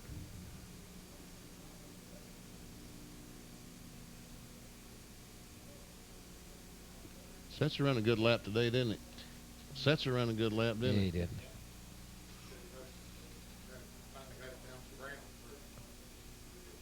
Finally got the right shot combination on Yeah, it. I'm gonna tell you, man, it's amazing. We dropped. We went to qualify yesterday and dropped. We said we were 34th, and it was like, got nothing to lose. Let's drop another 25 on 125 and 150 pound spring, and picked up 4/10. Holy cow! Changed springs, 25 pounds off each rear, and picked up 4/10. 125 pound rear spring. 125 at Talladega. Think about it. Oh, Softest spring Think I ever about ran it. in my life was 200 pounds. That's what I'm and saying. That's Martinsville. That's what I'm saying. Think about it. I mean, it's ridiculous. It is. And that's why, but they ride so stiff because you run such soft springs to let the car go. You overcome it with the shock. Yeah. So there is no shock. It's just like It's you just- might as well just weld a metal rod in there that'll just bend a little bit every now and then, you know? I told him in qualifying yesterday, Kyle, I said it's like a giant go-kart. Yeah, it is. It's a solid Same axle. Thing. Solid axle, same thing.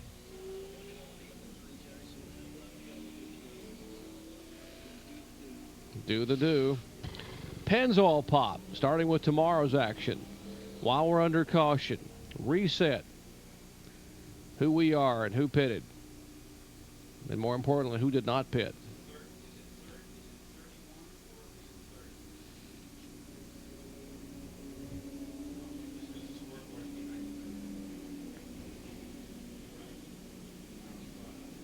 Might take more than half a lap to do all that. How many cars did they have try qualify for Winston Cup? 51. 51. 8 went home. Yes. That's good.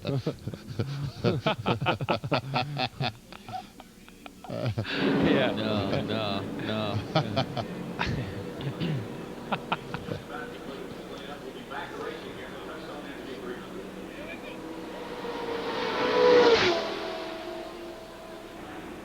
Back at Talladega, Alabama, this beautiful aerial 2,000-acre facility courtesy of the fine folks at Pennzoil and our Pennzoil Copter Cam.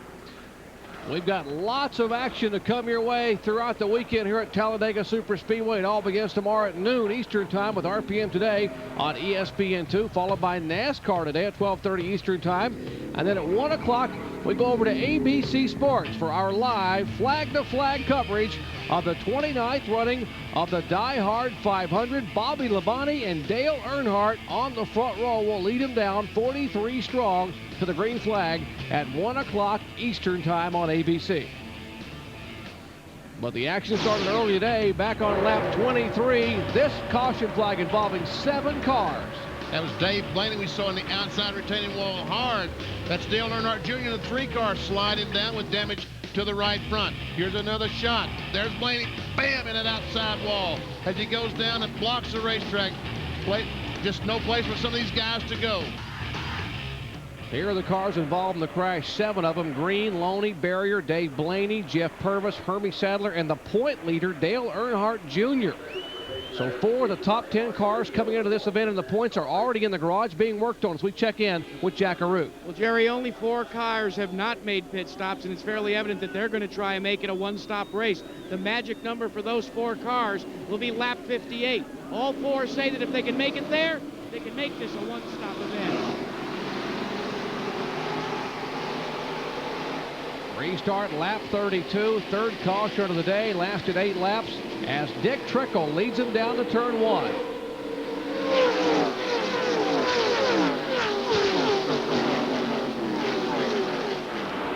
The 4 car involved in the accident, that's Jeff Purvis, the Lance car. He's a couple of laps down.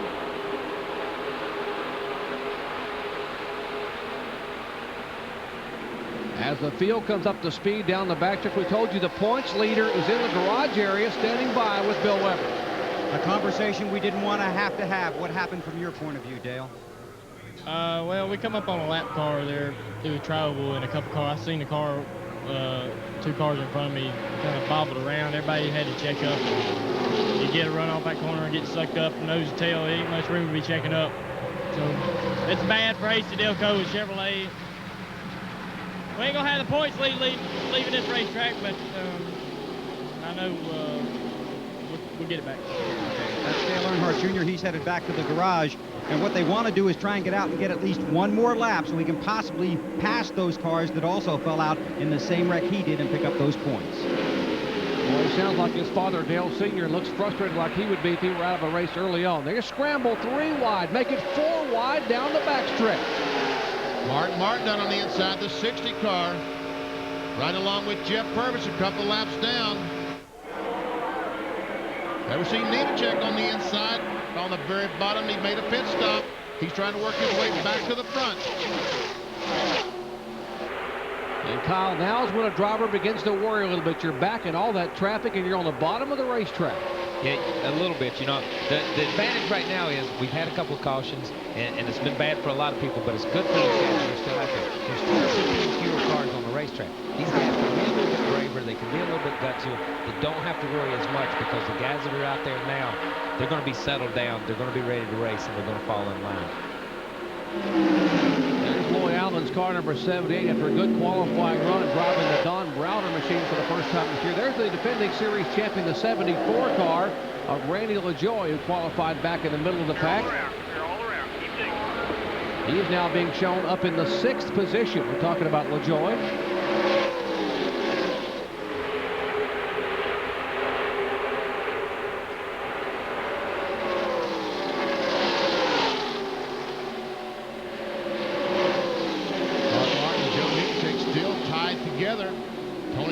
wide behind him. That's 3 off the good race start.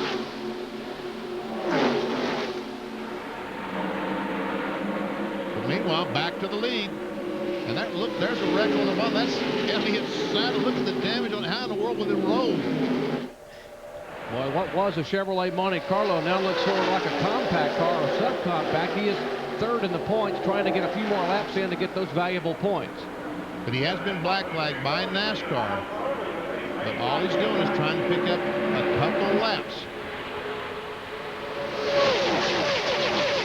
Also black flag the 89 car, and that's really good today to get the lap cars out of the way. At these speeds, you need slow cars to be off the racetrack. Looking back from Dick Trickle, Snyder Chevrolet leading the race. Back on Jimmy Spencer's car. We check in the pits with Bill Weber. With Dave Blaney, who has come out of the care unit, you're okay? Oh yeah, just fine. Can you remember what happened? Can you walk us through it? Oh, I just, we had motor trouble right from the start. It wouldn't get up to speed, and we worked on it a little bit, and we just actually wanted to wait till we got lapped before we came in and change the carburetor, try anything. But I don't know. I was just trying to get out of the way and let him go, and somebody got in the back of me, and off it went. A wild ride. Do you recall it? Oh yeah, but it's just like a sprint car crash. You close your eyes through those too, so you don't really see it. Okay, that's Dave Blaney. His car is badly damaged, but he's able to smile. Finished for the day here at Talladega. Well, what a wild ride. He took the car, got up on its side, and went against the catch fence roof first. Then on the inside, Sterling Marlin, the one car, Sterling battling for the 5th spot. This is Sterling Marlin, a Briggs & Stratton onboard camera, as he tries to close up. Sterling driving a team car to Jeff Purvis. This is the car Purvis drove in Daytona at the season opener and finished second. So it's a good race car owned by James Finch. Oh, it's interesting to hear Blaney talk. It's just like sprint cars. You just close your eyes. It's a little bit different than sprint cars. You know what I mean? When you get up on your side and head into the outside wall at 189 miles an hour. But I think he's going to be a really, really big asset to this program, and really big asset to his program. He studies this stuff. He gets down in the corners. He watches these cars. He talks to people. He's going to be pretty good. Those are the comments of veteran Winston Cup analyst Kyle Petty. Will be racing in tomorrow's Die Hard 500. Joe Nemechek, our pole sitter, locked in heavy traffic trying to work his way back to the front as they chase Jimmy Spencer and company after 36 laps are complete.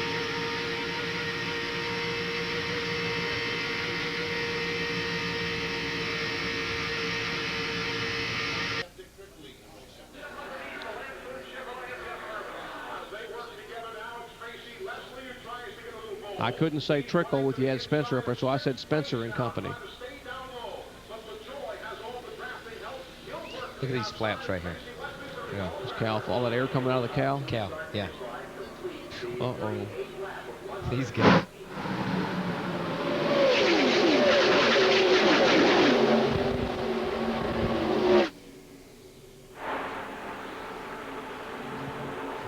It's all right. You dig it, baby. Doing a great job.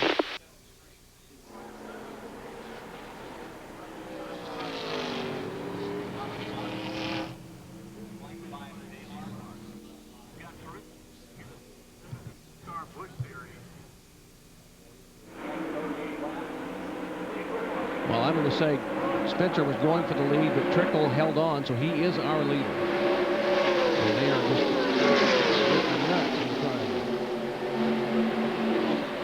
Oh, man. Mark Martin doesn't want to do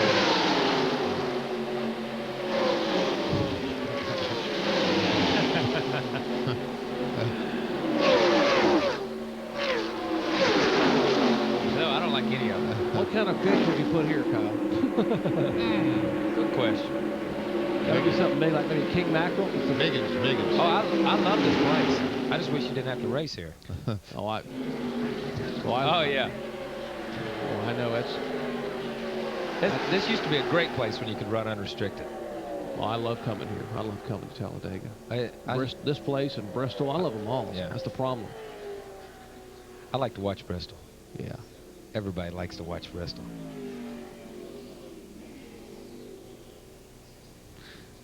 You're not so sure whether you should just race at Bristol or give people 3 hours and sledgehammers and see who can beat up the other guy's car the worst. That'd be good television, too. Yeah, it would.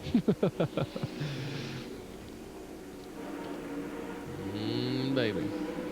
What's the name of it? All right. Yeah. Bit more vindicated.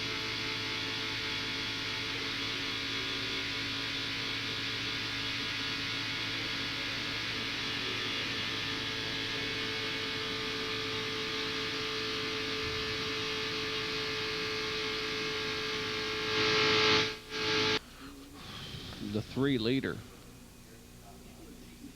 I got you.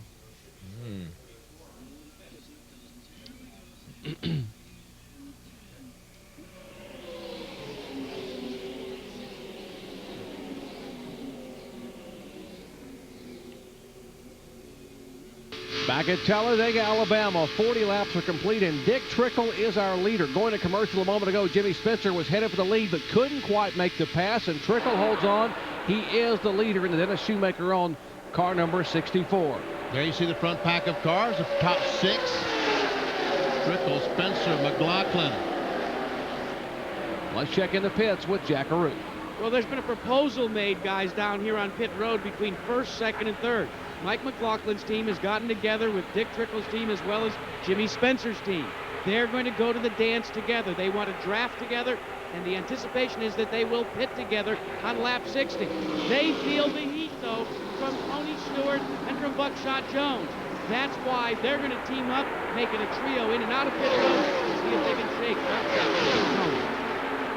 While you're seeing cars here run at 190 miles an hour, one guy has already gone faster this week, and that is the 5th place car of Tony Stewart, who's at Indianapolis Motor Speedway testing earlier in the week, and he told me yesterday that he clocked the quickest practice lap of the month to that time, 223.1 miles an hour in John Menard's Aurora-powered Dallara. There is Stewart's car number 44, the Shell Pontiac, as Sterling Marlin makes the pass in the car number 1. Well, he's attempting to make the pass. Now we see Buckshot dive down to the inside, trying to get some drafting help from Tony Stewart. Yeah. And Sterling, you see Sterling move to the outside. That's an experience move right there. That's a Winston Cup driver who knows what he can do with his car and where he's going to do it. Stewart, this is his probably first race here. I don't know. Maybe second at the most. But Sterling just jumps it up on the outside. Wants to keep Stewart just pinched off a little bit. Couldn't do it because the draft picked him back up. But it's just, you'll see a lot of that going on. You get the guys trapped down on the inside and try to go to the outside. Here comes Nemechek. He's fought his way back after a pit stop. He goes by Sterling Marlin. That moves him into the 6th spot. Well, not so fast. He hasn't quite made the pass. Sterling hanging on. And look at Mark Martin back there. You saw him just behind Sterling Marlin. Tracy Leslie, the Lysol car on the inside. Phil Parsons diving down to the inside in the 10 car. On Joe Nemechek in the 87 car, who was the pole that is showing a lot of muscle pulling to the inside. The 6-car breakaway just a moment ago is now about a 25-car draft. You know, we heard him speak earlier. Heard him talk a little bit about going to the dance and the dance partners here and how these guys, they're all concerned about it. They want to pit together so they can get back out there. But you can bet once they make that pit stop and go back out there, it's every man for himself. They're all chasing the homecoming queen at the end of the sun. Phil Parsons driving up on the inside in the 10 car. Where did he come from? Catching a little bit of that air from that inside line that's up there, and he's picked up 10 or 20 positions right off the bat here. Bill Parsons started way back in the pack in 21st position. Now trying to move his way toward the top 10. That's the Duraloop Chevy. Dick Trickle continuing to be the leader. Jimmy Spencer in second. Mike McLaughlin. Buckshot Jones. Joe Nemechek, our pole sitter after that pit stop, working his way back into the top 5. Look at that steering wheel bob up and down. The vibration in these cars is incredible. Let's check in with Bill Weber. Well, this is the track where Mark Martin and Matt Kenseth met 1 year ago. Mark ran this race, and so did Matt. And Mark was so impressed with Matt's talent that he called him and said, I want to see you come over and try and get some more experience under the Roush umbrella. Well, right now, that relationship is working very well on and off the track. Matt is following Mark in this race, trying to get more valuable restrictor plate racing experience. The plan was for Matt to make his Winston Cup debut tomorrow, but he failed to qualify for the Winston Cup race. Well, that indeed is correct, Bill. That is teacher and pupil. You're riding along with the pupil, Matt Kenseth, in the 17 car, and the teacher is the car number 60 of Mark Martin. Dick Trickle, they're ganged up on the outside of him. Buckshot's got some help from Nemechek. The 00 is Roy Buckshot Jones. In a Pontiac, they are side by side at 190 miles an hour.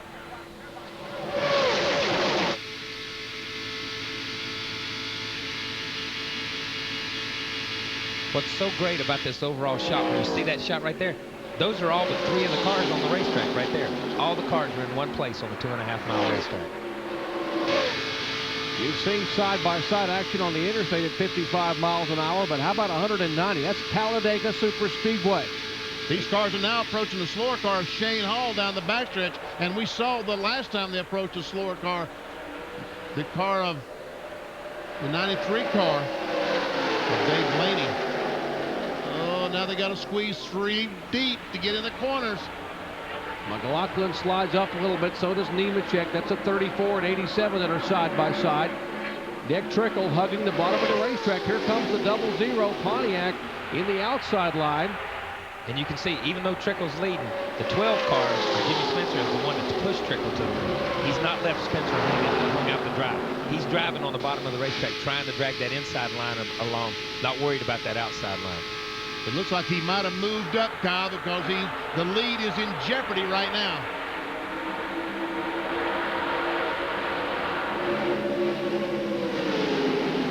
Great side-by-side action, NASCAR Busch Grand National Series style. 4,000-foot back straightaway. A 64 car on the inside. The orange machine is the veteran Dick Trickle. He is the oldest driver in the field. And right now it's a youngster, the 00. Buckshot Jones, at just 27 years of age, out of Monticello, Georgia, who has taken the lead. 190-mile-per-hour action at Talladega. 49 laps are complete. 49 of 113 laps are complete in this 300-mile event. Back with more from Talladega after this from our ABC station.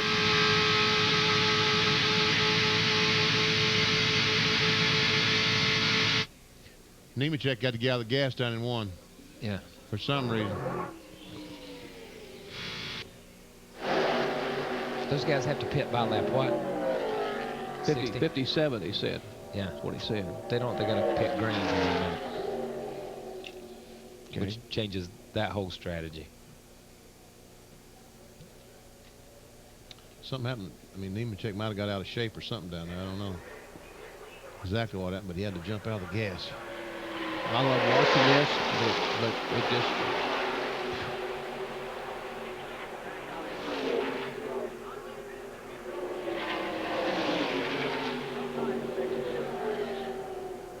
Clear high, Phil. Clear high. Yeah. Okay, yeah. After this message and a word from our ABC station.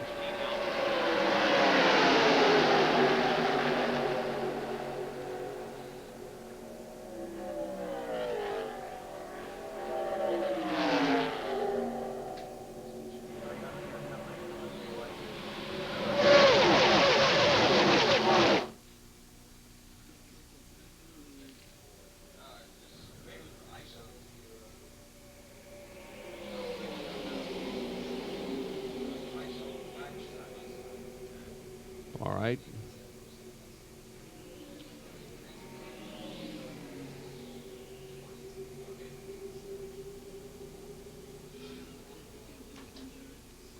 Coming back with a copter cam.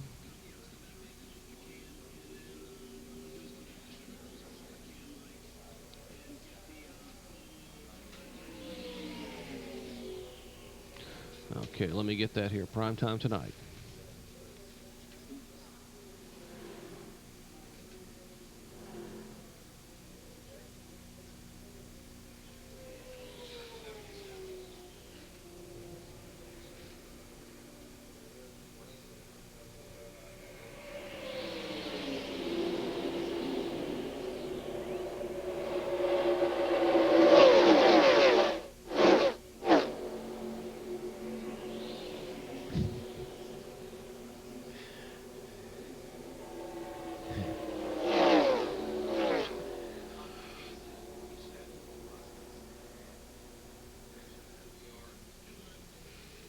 Oh.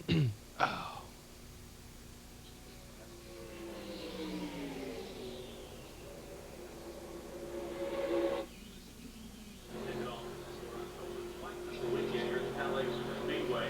These new tri-oval towers.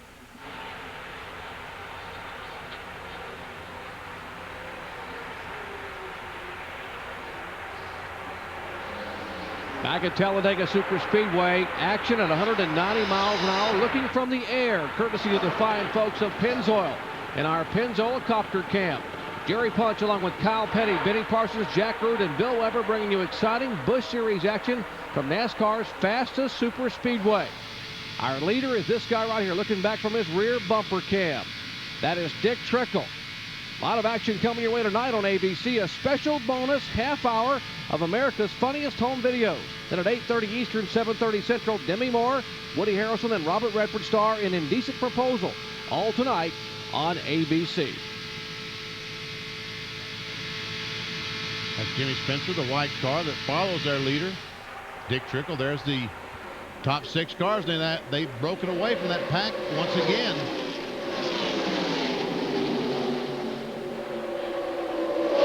Pretty much nose to tail, first through 6, then they scramble out side by side. Here's a driver that's had problems with running in the top 5. The car number 1 of Sterling Marlin on pit road. And Sterling limps to a stop. They believe he broke a shock. He was running in the big pack at the front of the field. Now the engine has been shut off on his Monte Carlo. So Sterling Marlin sits in the car. They look underneath the hood. Tony Glover's underneath. And obviously no panic sign. The gloves are coming off. The steering wheel coming off. Day over for Sterling Marlin. Perhaps a broken shock. They thought a lot of guys would probably break shock mounts in these cars today because the ride is so rough. This might be the first one of those we've seen. Jimmy Spencer appears to be headed to pit road. Lap 54, you got to wonder. A lot of guys concerned about fuel mileage. What's the problem, Jack? Is this routine? Well, Jerry, it has to be considered routine, but the problem was they wanted to go longer than this. But, you know, when you start to run the numbers down, you start to panic. He came in dead stick. You can hear it run out of gas just as he came into the box. They have yet to be able to successfully refire it. As we listen, one can is in. It's still silent here for Jimmy Spencer. They fire it one more time. It still has not refired. There's a costly stop for Jimmy Spencer and the Zippo team. Spencer blanks the gas pedal. He's off and away, but it was long and costly. Everyone wanted to go to halfway. We are still 1 lap away from halfway as the leaders come down to take lap number 56. 57 laps will be halfway in this 300-mile event. Jimmy Spencer rolled the dice and came up 1 lap short. He tries to get back to speed, but he will go another lap down as Dick Trickle and the leaders blow by him in turns 1 and 2. And of the cars that you see, Dick Trickle, Mike McLaughlin have not stopped. Phil Parsons, Brandon LaJoy, all these cars have made pit stops. Well, this strategy will pay out, if it does pay out, is if they go the rest of the race green, and if Spencer can make it. A lot of ifs right in there, because these guys, the Phil Parsons, the 10 car, the 34 car, the 74, they're going to have to pit one more time no matter what.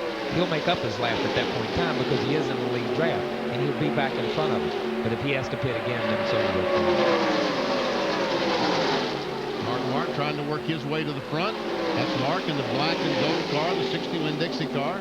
Halfway, that time by, they signaled the cross flags, indicating we are halfway home. 150 miles are complete, 150 to go. An exciting Talladega Superspeedway. 33 car, Tim Fiedel on the bottom of the racetrack. He's currently running in about 6th, 7th spot. Nemechek's going by. That's Blaze Alexander in the 20 car. He's trying to get by as well on the outside.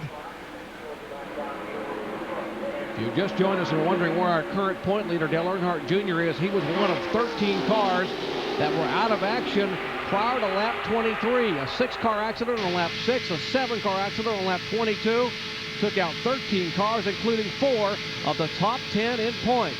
Exciting Busch Series action from Talladega Superspeedway resumes after this.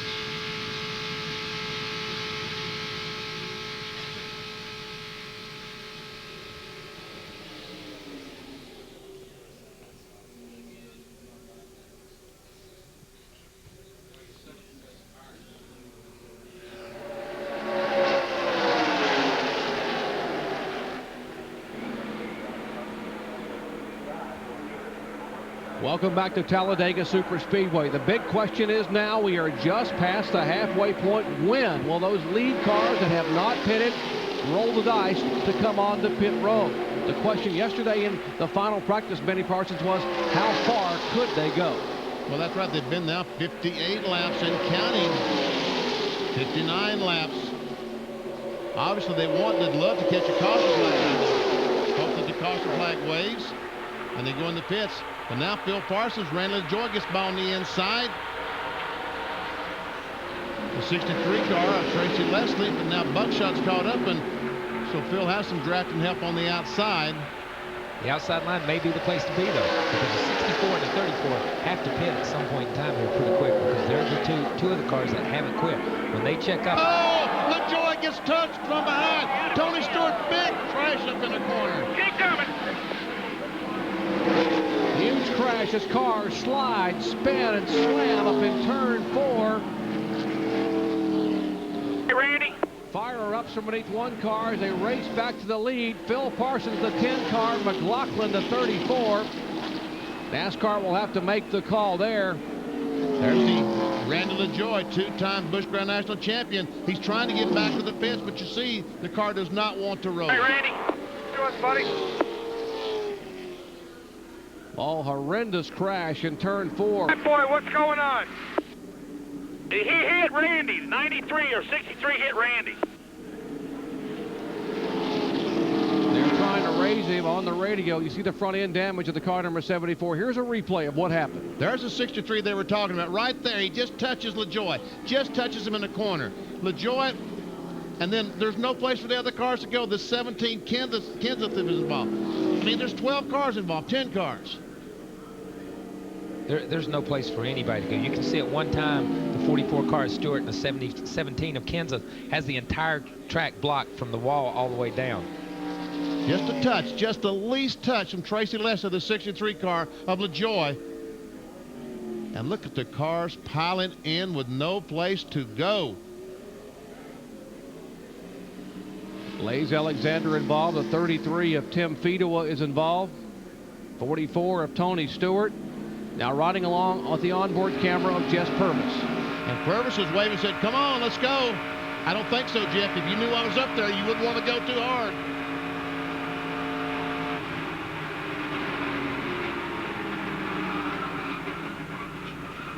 He cannot see anything. And guess what? So far, he hasn't hit anything. Is he going to get through this? He got through without hitting anything. Now for Matt Kenseth in-car camera. He's going to hit something. Just listen.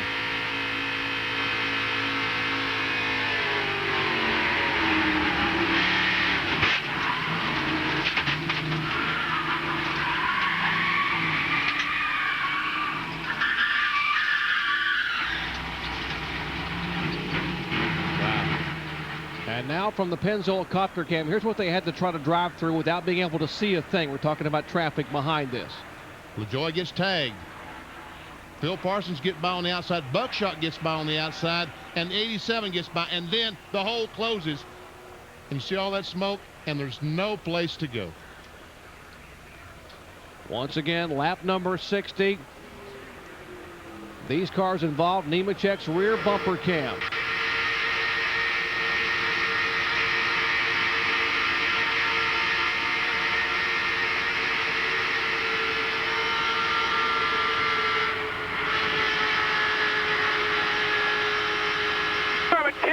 Keep coming. And that's what's left of the defending and two-time series champion Chevrolet Randy LaJoie as we check in the pits with Bill Weber. It's a bad break for a lot of guys, but a good break for these guys, including Mike McLaughlin, who was just about to pit under green. He was going to take 2 tires, but now under caution, look for them to take 4, and enough fuel to be able to get them to the finish. McLaughlin having a good run after a strong qualifying effort. Right side going on, fuel going in. We go to Jackaroo. Bill, how close was it for Dick Trickle? As he came the last 50 yards on a pit road, the car began to sputter. When they told him the pits was open, he said, it had better be. Mike McLaughlin motors by Dick Trickle as they make the 4-tire change, and all 22 gallons of gas go in, but not before Buckshot Jones blows by Dick Trickle. Boy, a break for the guys up front in more ways than one. Not only did they miss this horrendous collision in turn 4, but the caution came out at the appropriate time. As you heard Jack Arute say, the 64 car could not have made another lap. Here is the Duralube Chevrolet. Phil Parsons, at 40 years of age, he is the leader of the Touchstone Energy 300 from Talladega Superspeedway. Back with more in just a moment.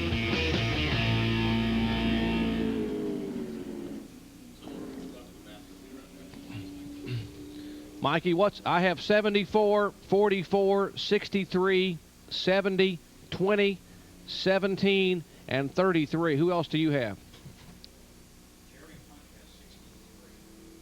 63 was the car that was turned. Yeah, I don't think he got in it.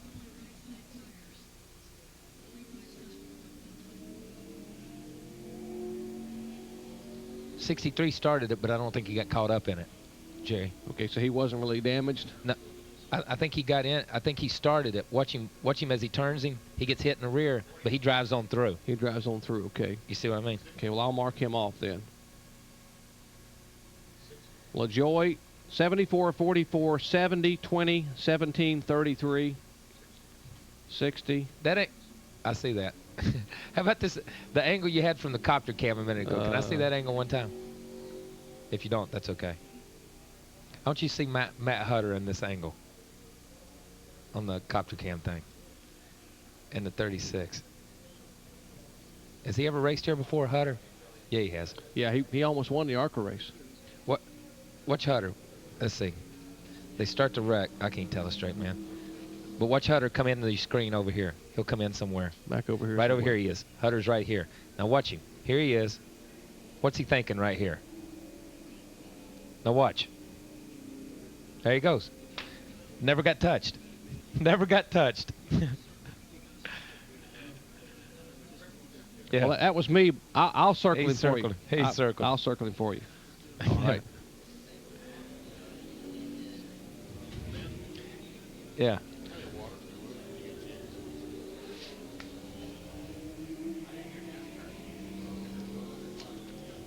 So Phil made a stop because now he can make it the rest of the way, huh? Yeah. Yeah. He's good to go now. Yeah. Yeah.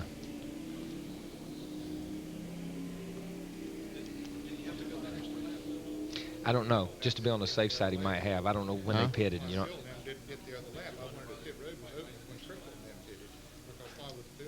I'm assuming he's waiting to try to get to the point and go the rest of the way. Had he led a lap? Had Phil led a lap? Yeah. But he's pitted early, see. But had Phil led a lap at that point in the race? He had already led a lap during the day? No. But I'm assuming he had to go to this lap to be able to make it to the end. Yeah. And he could have. See, now there's 37 and 13. That's only. Yeah. What's say 113 laps? Yeah, see that's 37. That's 50 laps. Yeah, 50 he laps. should be able to go 50 easy. He should be able to go 50. But do they get bonus points for leading laps too? I think so. Yeah. And maybe he hadn't led a lap. Maybe he just stayed out to get that bonus because so many people had wrecked. It wasn't going. Because he could move up. He's 15th in the points. He could move up considerably. Yeah. And I'm assuming Phil can only run about 50 laps on a tank of fuel. Is what I'm assuming is why he stayed out. But there again, it might be one of. Yeah. Lynn.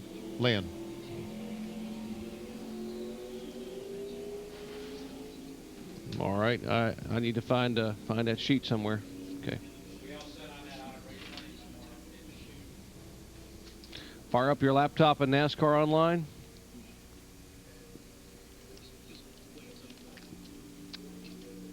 Celebrities scheduled to appear include Dwayne Eddy, Penn and Teller, Sister Sledge, Sugar Ray, George Thorogood, with special guests Tim Allen, Jay Leno, and Craig T. Nelson. Where's? Okay. Oh, we're there in this corner, dude.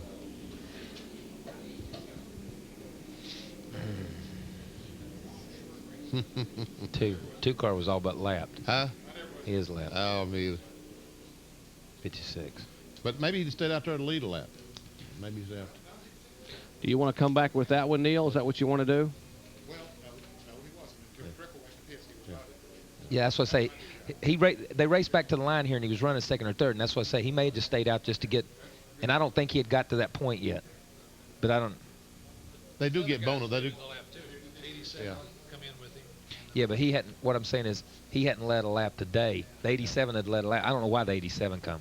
I don't know why the 87 would have come. Unless they made an adjustment. Something's wrong with. I mean, something's really not up. Nemechek's car was really blinding fast to begin with. He's struggling right now to keep up. Well, I know one thing. They've wiped out most of them today. Man, oh man. They have torn up some cars. Gracious. 36 and 30.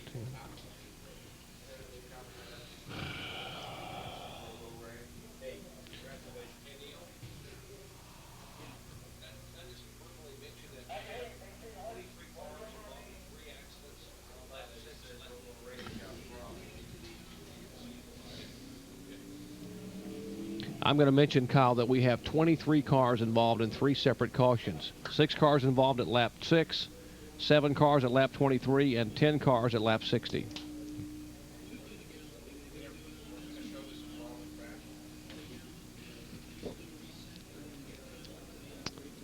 Okay.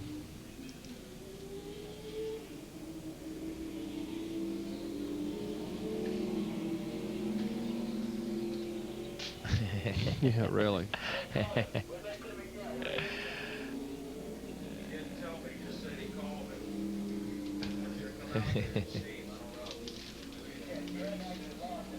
Ooh.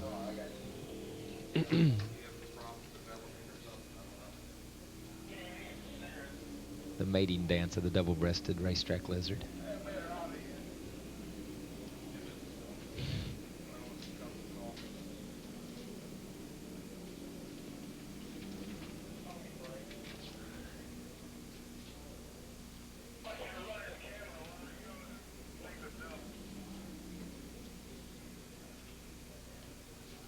Tracy Leslie. I can't. Let me get. Is that a crew member? That's a crew member there. That's a crew member. From Tracy's crew. From Tracy Leslie's crew. I don't know. Lysol crew.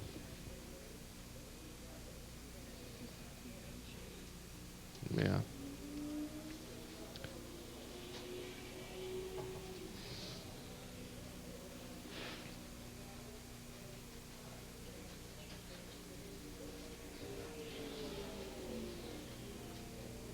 That's that guy's daughter. Don't be talking about her like that.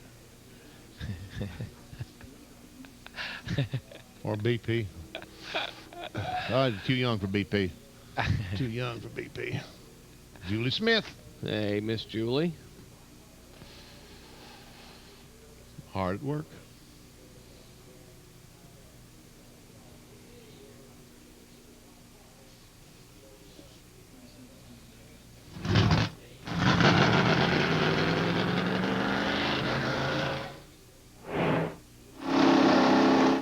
Jones there, then.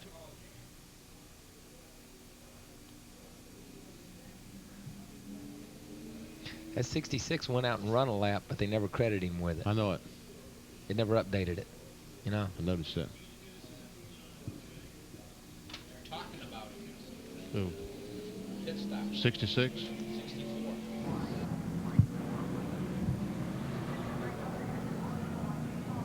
Well, Randy LaJoy out of the race. The tough season for you continues. What happened here? Well, it looked like finished the only Monte Carlo. Was finding a lead lap. Trickle in the 34 car needed to pit, which put us up there to probably come around to start finish line first. But I guess the 63 car got a little impatient and got in the back of my left rear and just turned me around. And after that, you just grab the steering wheel and hopefully nobody T-bones you and keep it on all four. It's too bad. Finish Chevrolet Monte Carlo is running good. We've had a tough year and. Well, it's done for today, it looked like, and we'll be back in a couple weeks. Okay, and I'll also be back here tomorrow in the 50 Winston Cup Budweiser Chevy.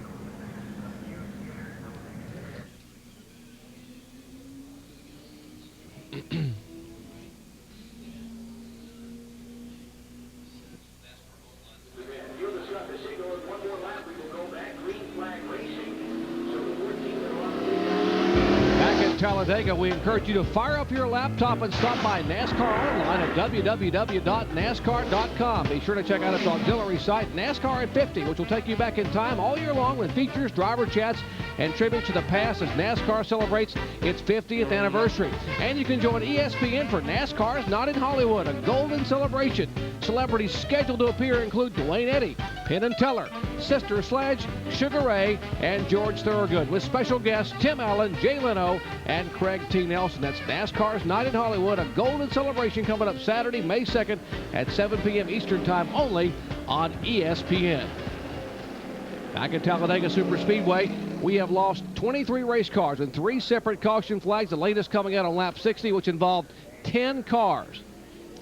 This is a shot from the Pennzoil copter cam of the accident as it happens. You see the 63 get into the 74, and there's just a deluge of cars.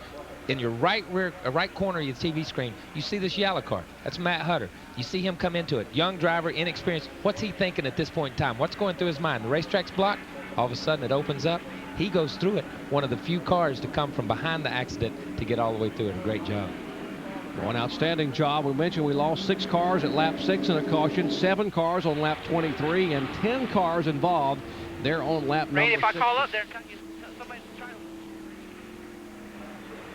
Mike McLaughlin's car number 34 will lead him back to the green flag. And after the series of pit stops, Matt Hutter now Kyle is running in 3rd spot.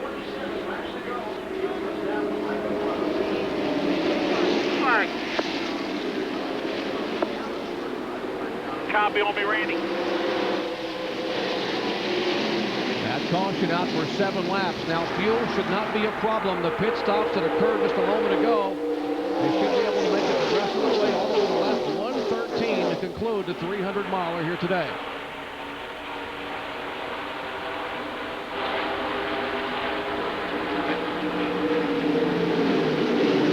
Tracy Leslie, Phil Parsons, Joe Nemechek trying to work their way back to the front. Had 2 cars, Larry Pearson driving the car this time. One of the drivers involved in that incident a moment ago was having a great run. Now he is back in the garage area with our Bill Weber. Tony Stewart, very disappointed. You had an excellent car. Yeah, boy, the Shell Pontiac crew really gave me a great car today. You know, this thing, we probably wore around a set of brake pads in 60 laps just because the car was pulling up so good in the draft that we had to use a lot of brake to keep from having to get out on the throttle. So, and it's a shame. We had a great car today and just got one of those racing accidents. Okay, that's Tony Stewart. He's another victim of a wild day here at Talladega. The Racing League champion will be headed to Indianapolis Motor Speedway to try to sit on the pole, which you'll be able to see on ABC coming up in the month of May.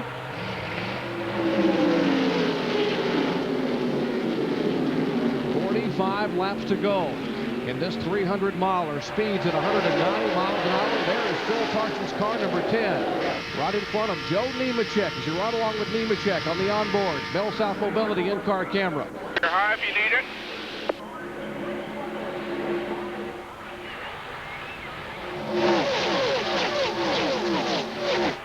And that white car that's in 2nd spot right now, Jimmy Spencer. Let's don't forget about it. Spencer, remember, made that unscheduled start with that green flag pit stop and is now 1 lap down. If the caution flag were to come out right now, trust me, Spencer would be doing everything he can to pass Mike McLaughlin, get back in the lead lap. There's a look at the car number 64 of Dick Trickle. We told you there were 10 cars involved in the incident on lap 60, included among those defending series champion Randy LaJoie, who's standing by with Bill Weber. The race, the tough season for you continues. What happened here? Well, it looked like finish only might have caused finding a little lap. Trickle in the 34 car needed to pit, which put us up there to probably come around to start finish line first, but I guess the 63 car got a little impatient. Well, I got in the back of my left rear and just turned me around, and after that you just grab the steering wheel and hopefully nobody T-bones you and keep it on all 4. It's too bad. Finish Chevrolet Monte Carlo is running good. We've had a tough year, and well, it's done for today, it looked like. We'll be back in a couple weeks. Okay, and I'll also be back here tomorrow in the 50 Winston Cup Budweiser Chevy. LaJoie subbing for Ricky Craven, who is out recovering from post-concussive syndrome. Craven driving for Rick Hendrick in the Budweiser Chevy. Buckshot trying to work his way to the front. There's some help from Trickle now. He tried on the inside. That didn't work. He's now going to the outside. That's a 0-0. 0-0 Buckshot Jones. Spencer in the 12, the Zippo car. Here comes Nemechek. Buckshot made a series of moves from the middle of 1 and 2 all the way to turn 3 to get to the outside of Spencer. Pretty impressive driving. That 00 was the fastest Pontiac in qualifying. He qualified 3rd overall. His name is Roy Jones. As you heard Jack Arute at the top of our show, his grandfather nicknamed him Buckshot when he hit his head on the table at the age of 3 and didn't cry. So that young man is tough as Buckshot. And ever since that time, the nickname has stuck. And right now, he's sticking a Pontiac at the front of the field. But Spencer trying to get that lap back.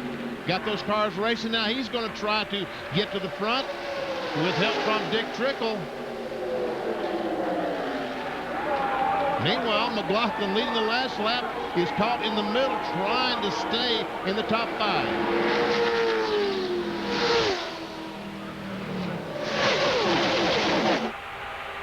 Buckshot Jones, a leader. Joe Nemechek, who was the pole sitter in 2nd spot.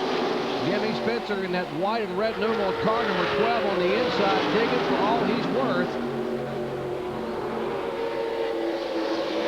Trying to get his lap back. He is 1 lap down. There are 14 cars on the lead lap with 41 laps to go.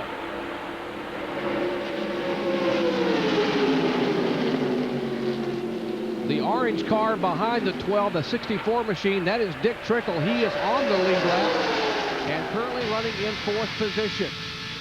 41 laps remain at Talladega Superspeedway. In the Touchstone Energy 300, Buckshot Jones is our leader.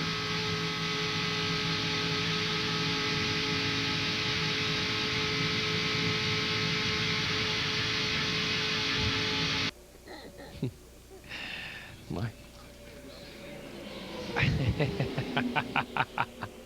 Katie. Yeah. It's a proximity thing, right? There you go. It's an acquired. You're kidding me.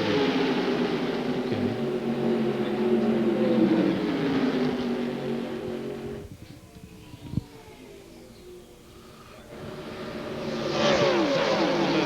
Have a good one, Kyle. Oh.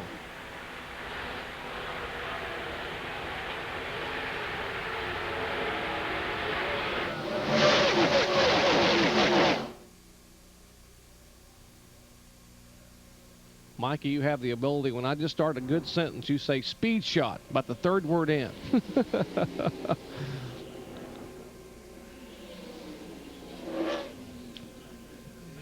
Really? How about that, huh?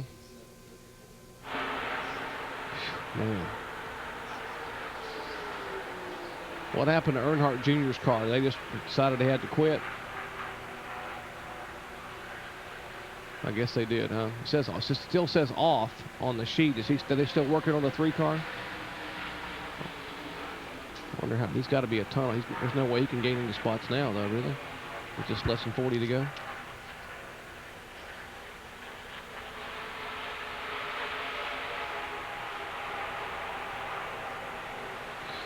Let me look up my.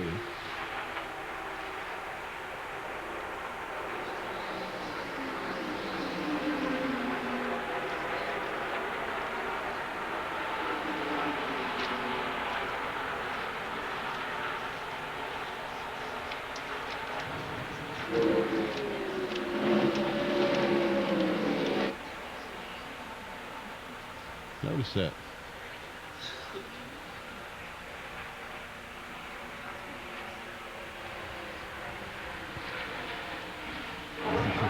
Not really. The only one up here is mine. He's not using that one.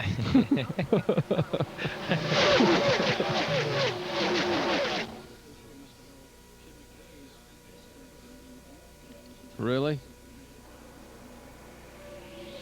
I don't believe I'd have told that. I believe I'd have left that one. Yeah. I don't believe I'd told that. Oh, man. You guys. On a part of Jim McKay. The taste of a champion. Oh. Okay. Buckshot, Nemechek, McLaughlin.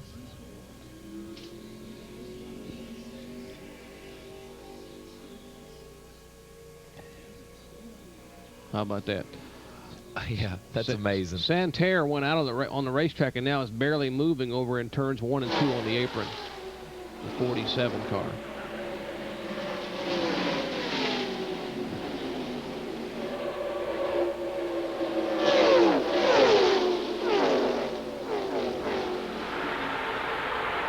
Something happened, Spencer?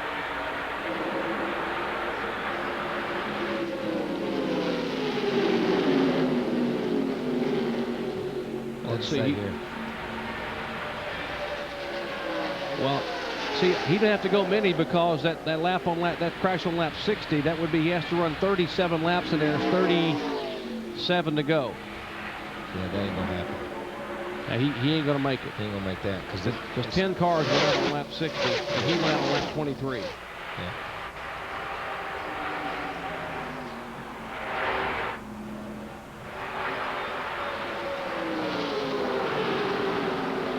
He may can beat the 35 car. Yeah, that's all.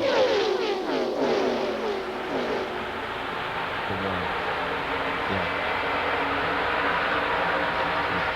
Really just won. Hang on a second, I'll get it here. Card 2, what's your Supercross.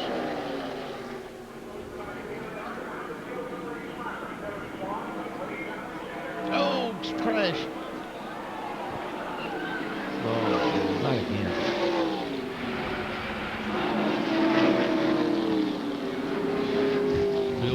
Behind Buckshot, Joe. Just stay behind Buckshot. 64 is. Trickle in that. Good job, good job. Yeah. I guess Phil's in it too. Trickle in that. No, Phil Trickle missed was it. in it. Yeah, I don't think Phil was in it, was he? No. Krogh was. Jeff Krogh. Krogh run along in 8th. Yeah. Had a good run. Car right in front of Phil just seemed to lose it getting in the corner. I just caught it out of the glimpse of the. I was looking at promo copy and didn't. Joe Bessie. That's Joe Bessie's car. There you have it. He hadn't been in one yet today. Spencer right down here.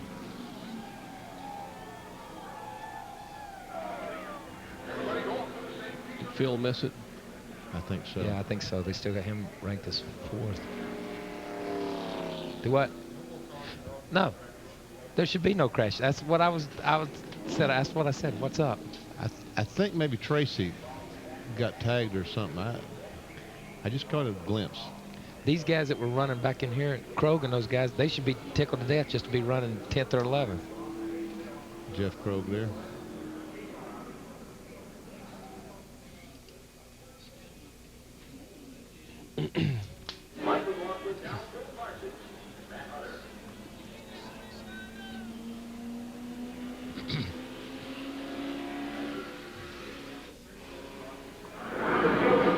Back at Talladega Superspeedway, the Touchstone Energy 300.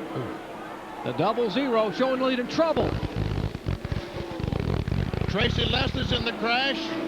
Dick Trickle's in the crash. That's Jeff Krogh, the yellow car on the inside. Heavy damage to his car. Dick Trickle's car involved.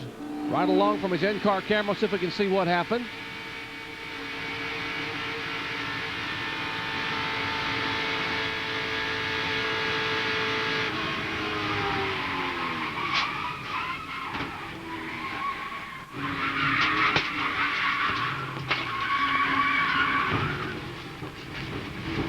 I don't know that Trickle hit anything hard.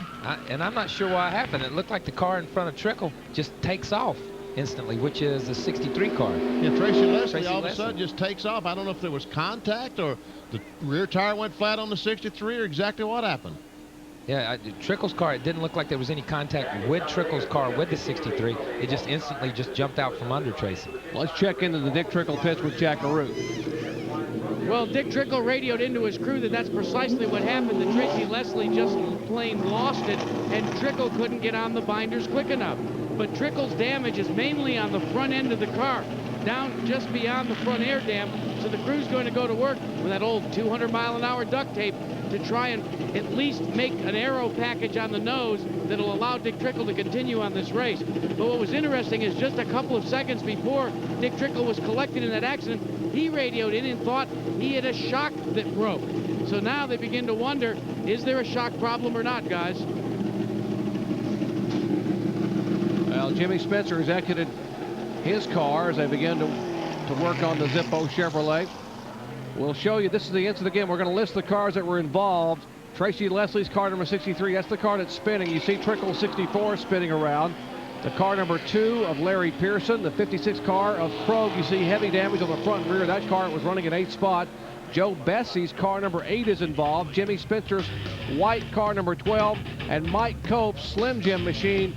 Those are the cars involved on caution number 5, coming out on lap number 78. Heavy damage as Mike Cope has made it back to the garage area. 80 of 113 laps are complete.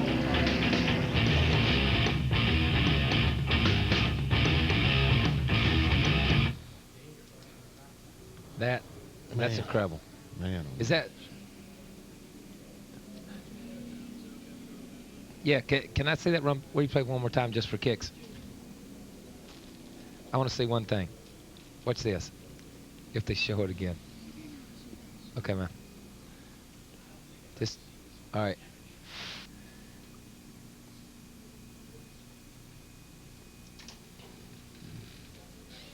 You're ready.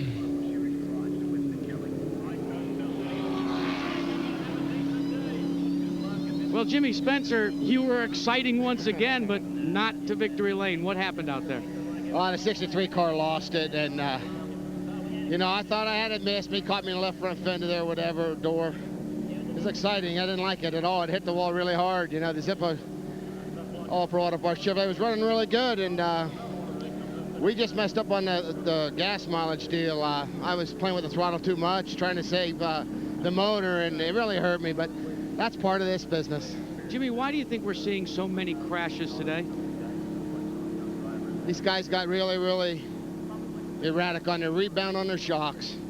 I didn't. That's why we didn't lead the race and stuff. But they don't understand what they're doing. The 63 and just let's go down the list of guys. You know, I don't want to pick on 63, but I'm just saying a bunch of them. Okay, Jackie. And they don't know what they're doing. And I mean, it's dangerous, and that's what's happening out there.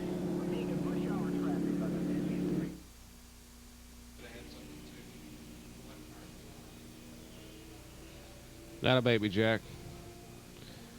You know, so many guys crashing. I said, maybe I shouldn't have asked that one.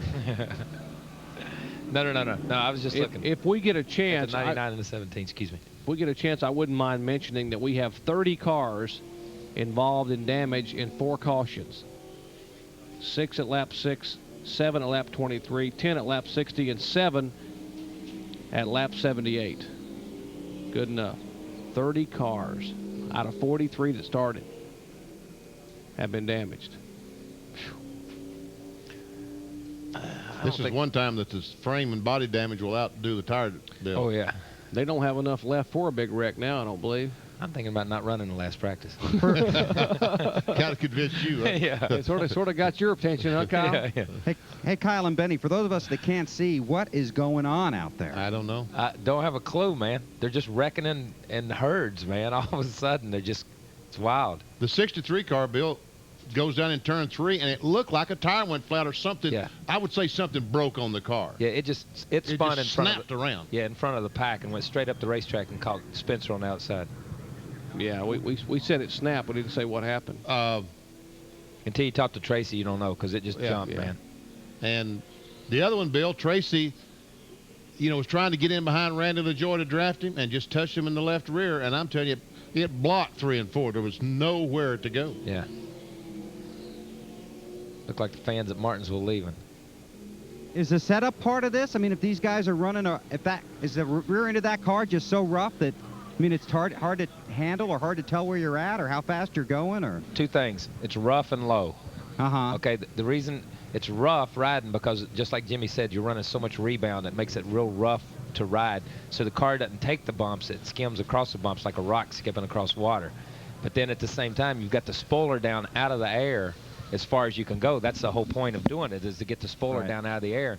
So you're knocking the spoiler down out of the air. So even though you're running a 40 or 45 or 55, whatever the rule is, degree 50. spoiler, you have 50-degree spoiler, it's just not all in the air. You know what I mean? Yeah. Right, between Kenseth and Hutter, they're both. It's incredible. He says, no, stop, please stop. There's a wreck up here.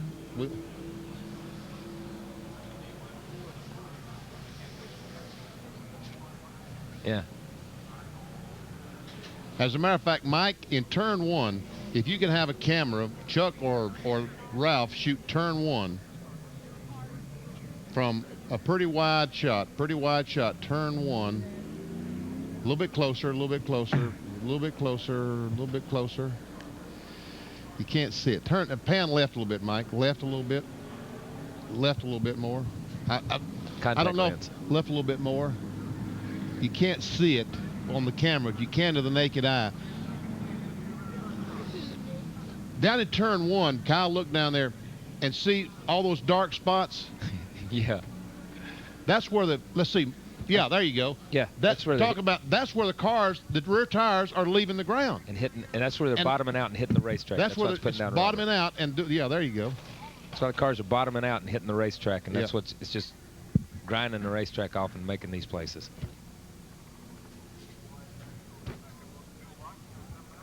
Isn't that amazing?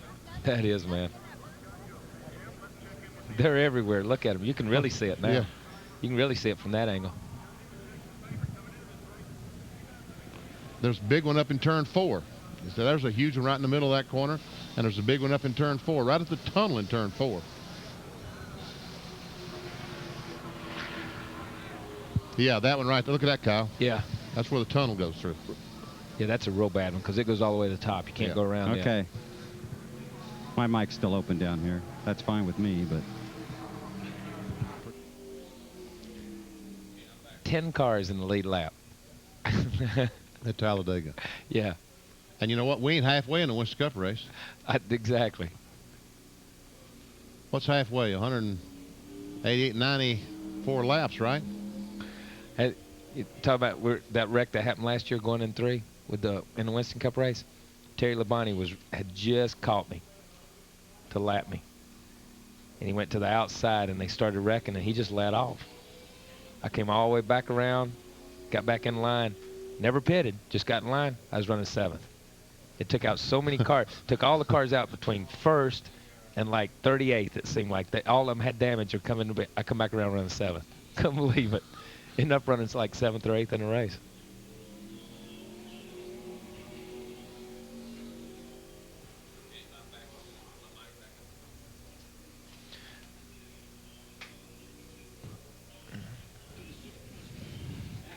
All right. Supercross promo is first. 1, 2, 1, 2, 1, 2. Okay. 1, 2, 3.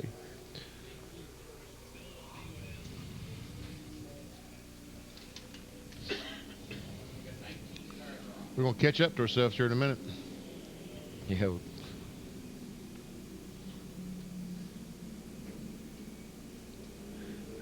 But see, Kyle, the whole corners here used to stay black. You know, it used to turn black. Yeah.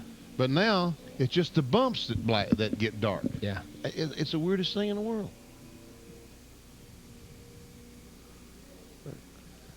It's got to be there. It's just no more than a radial tire grips a racetrack.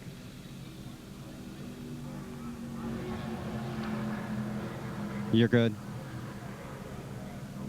Well, Tracy, a difficult day for you. First, let's talk about the incident between you and Randy LaJoie. Well, you know, the lap before that, or 2 laps before that, the 12 cars kind of just come off the corner and got on the brakes. And so, you know, we knew the 64 and the 34 had to pit yet. And, you know, we went off into 3. And I seen the 34 flag in his hand a little bit, so I waved my hand, and I guess whoever was behind me, the 44, tapped me, and I got into Randy. I hated for him, but, you know, we was given Lysol Monte Carlo. We stayed up front most of the day. We'd get back to 15th, 16th, come back to the front.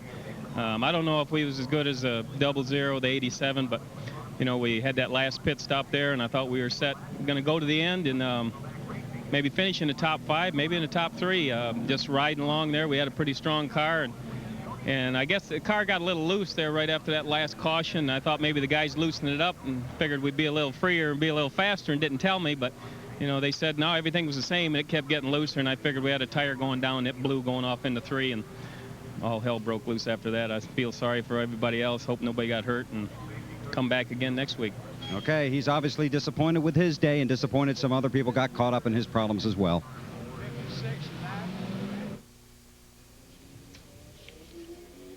Hey, Kyle.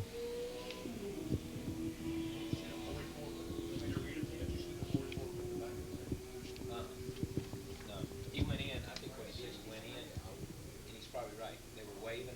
If you watch him on the line, he goes up the racetrack. It's like he was going to make room to go around the cars that were pitting.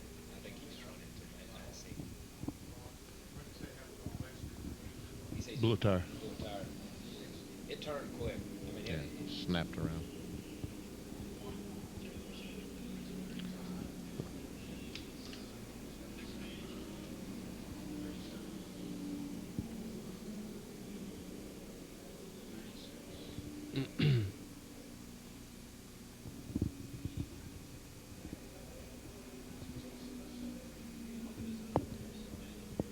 My heavens.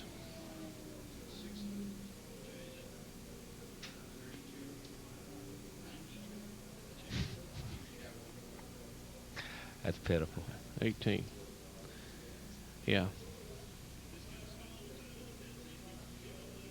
Yeah, man.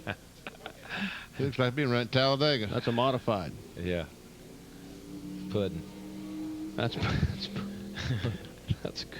good line, Kyle. Really.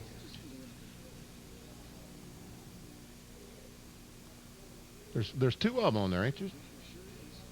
Yeah. Okay, the second guy's nuts. Yeah, that's exactly right. Yeah. That's exactly right. Could be like Tim Floxer, start walking the wings. Man. He used to have a sister who was a wing walker on fairs, Man. You did? No, Tim Flock did. Oh, did. I started to say. Ethel or Rio one of them, I'm not which. Oh, my goodness gracious. That does look like modified. Oh, my gosh. Exactly. Wow. Aerodynamics. That's what it's all about. Aerodynamics. That's wind tunnel time there. That's Mr. Finch at his best. Yeah. Makes you want to go in the construction business, doesn't it? Thank you, sir. And here's an update from a bank in Boston. 19 cars are out.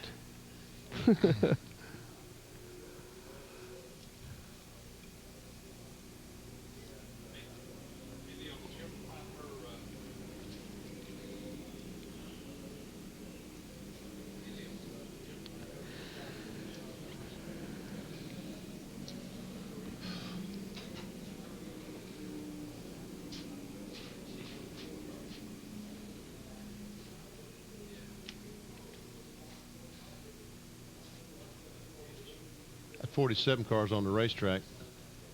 He's only run 16 laps so far. And he's on the racetrack. He's 70 laps down. 70 laps down out of 86. At 86. I mean, it ain't funny, but no, it's you not. look at things like that and it just strikes you as humorous. Yeah.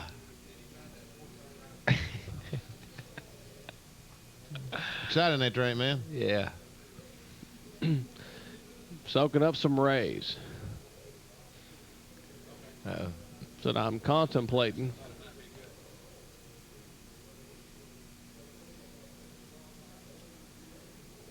That hasn't been the case today. He's been shoveled back in traffic. Really hasn't led a whole lot of laps, and we've seen a very competitive and exciting race. Yes, 1, 2, 3, 4, 5. Well, we need to. He really didn't hit anything. Well.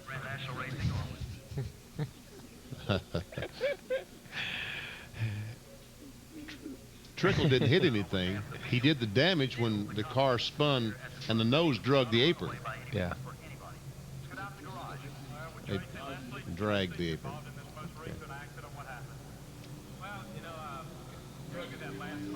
What? 1, 2, 3, 4, 5. Yeah. 1, 2, 3, 4, 5. Who is that? 1, 2, 3, 4, 5. 5, 5, 5. Talent 5. Talent 5. Is he back out there? Yeah. He did a minute ago. I thought I saw him come out. And there's 27 to go. So he's got to run 1 lap for every 2 they run. 130. How many caution laps have there been in this race? Do you know?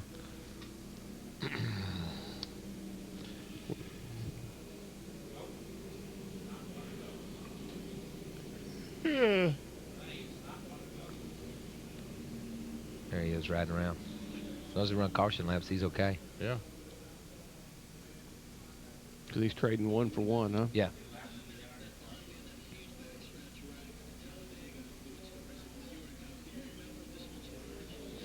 At Daytona that year, no, here. I don't know. They had a bad wreck here with Henley Gray in that crowd a long time ago. Wendell Scott was involved. Yeah, a long tore time his ago. car up, yeah. Yeah. Night. No, he bought that car from Hammer Mason in Detroit. That was the It was last 71 car he Mercury. owned. Last car he owned. As a matter of fact, that was the first race on that car. Oh. Yeah, yeah. Yeah. Look at that. At Nice least. little 1, 2, fluid 3, done 4, commercial. 5.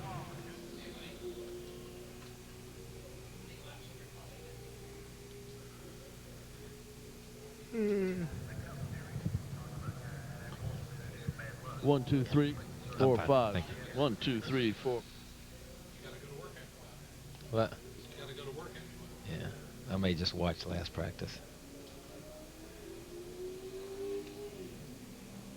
Get my nerve up. Well, 6 of the top 10 have been in the garage today so far, so in the points. Phil should catch up a bunch in points there. Well, who's escaped? McLaughlin. McLaughlin, Buckshot, Keller, and, well, I started to say Dillon, but he's 5 laps down. Yeah, he's in some wreck. He got in one. Yeah. I think maybe he was in the first wreck. Could have been. I think he was in the first wreck. We might not have said He was in the one on lap 60. Oh, he was. The 72 car. The 38 hadn't been in a wreck. Elton. Well, you don't have him down as being in a wreck. they had him listed in lap 60 as being tagged by somebody, but it wasn't severe. Yeah, it's not. I mean, he's still. They had him listed as one of the 10 cars. I think he just looped it around and kept going. Well, I'm just trying to say there's like 5 cars that haven't been in an incident today. Yeah, You know what I mean? When you look Yeah. back through here, the 99 spun, and then the 99 is spun. I don't know about the 78, but I know the 17 and the 64. Here's a shot at Orville and Wilbur again. Is he coming in the land? Or we just...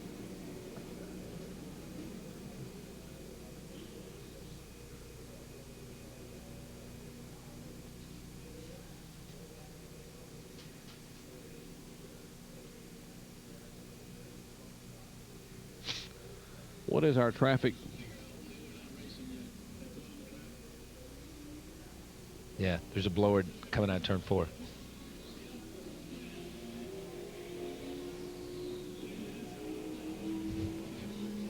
Look at that shirt. That's good. That's pretty doggone good. That is good.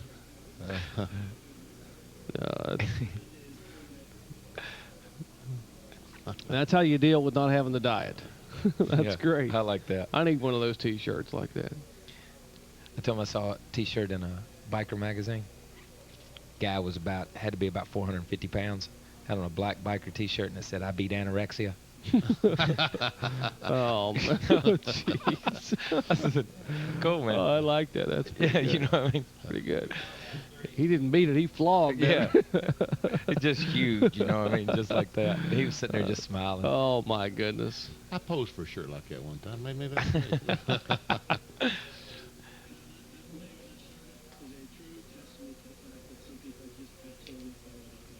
Yeah, that's for sure, man. That's exactly. for sure. Exactly.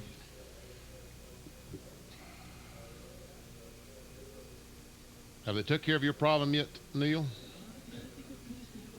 Okay.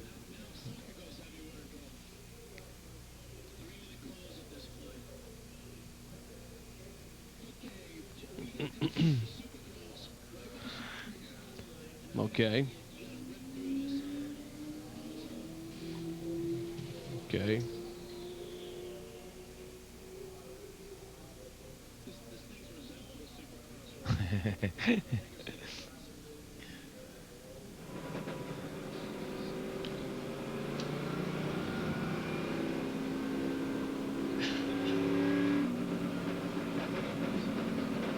Oh, yeah.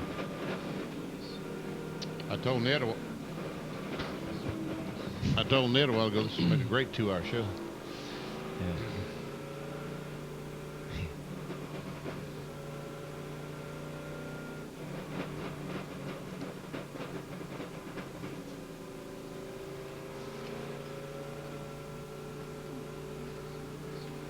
Yeah.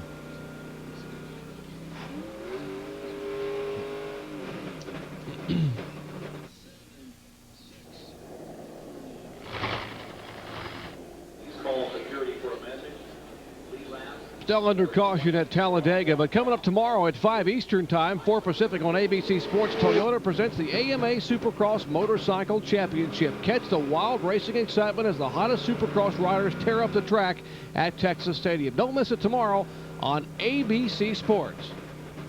Our AutoZone race recap shows you that Buckshot Jones has led 19 of 89 laps. There have been 6 lead changes, 5 cautions for 34 laps of caution. The average speed way down to 114 and change. Our lap leaders, Dick Trickle, Joe Nemechek, Buckshot Jones, Mike McLaughlin, and Phil Parsons. Off the track, which means they're still working on their cars, trying to get back out, is Mike Cope and Kevin Swans. Now, out of race, this is a long list of people. 18 cars out of the race. We'll let you read them as they go by. These drivers, some named drivers, have been involved in incidents today. In fact, 30 cars of the 43 that started have been involved in an accident in one way or another during this event. And folks, we still have about 20 laps to go. So the car's about to set to go back to green flag. The pace car down to the inside. Get ready. The spotters will tell us when it's time to go.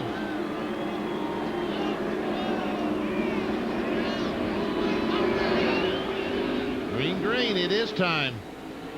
Buckshot accelerates. That restart on lap 91. We have had 35 laps of caution. The Busch record is 37, set in 1995. We're just 2 laps away from a record we don't want to set at Talladega. Phil Parsons, Matt Cutter on the outside. Phil is running 4th. Matt is running in 5th spot.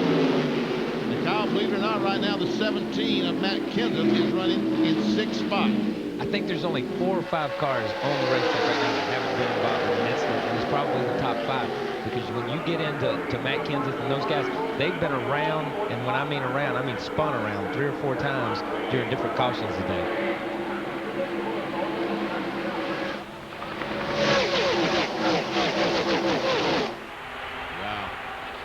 Speedy drop put up a cloud that these drivers couldn't see through. The 57 car in 2nd spot, that's Jason Keller. Justin Hood's car, he is 1 lap down right now in 11th spot.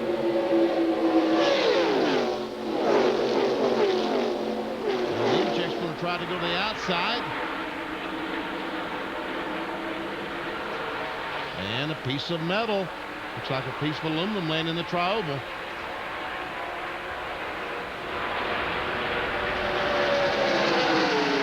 Keller down out of the draft. Nemechek in 2nd spot.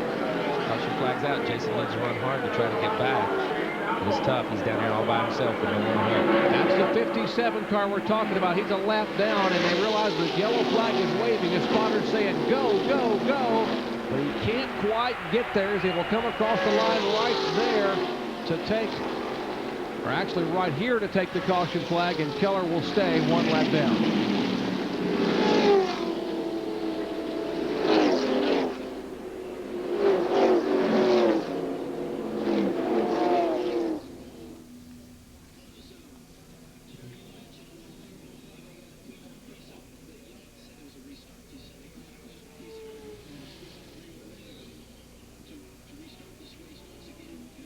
All right. Okay. Gotcha.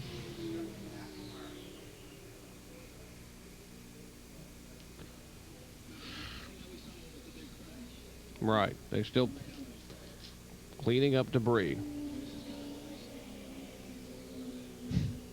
Okay, I got you.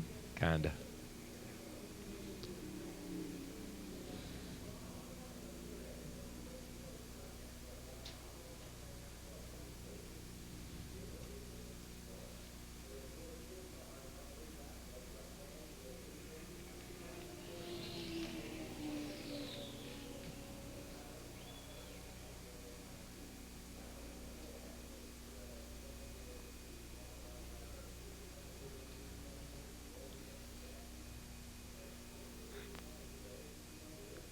Yeah.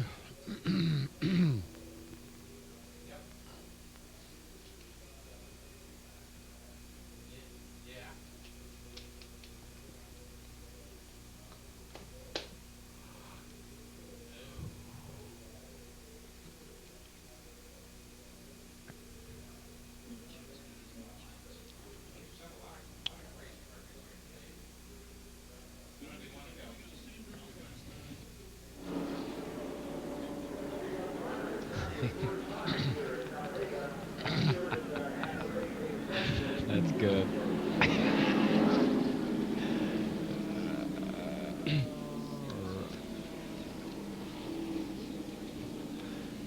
Yeah. He's on pit road. He is the last car on the lead lap. If he's on pit road. And he is? Yeah.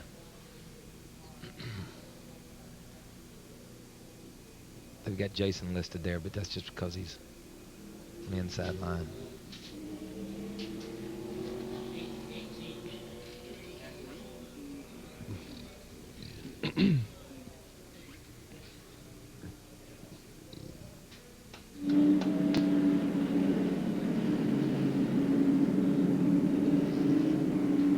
Still working caution at Talladega Superspeedway. Coming up tomorrow at 5 Eastern, 4 Pacific on ABC Sports, Toyota presents the AMA Supercross Motorcycle Championship. Catch the wild racing excitement as the hottest Supercross riders tear up the track at Texas Stadium. Don't miss it tomorrow on ABC Sports.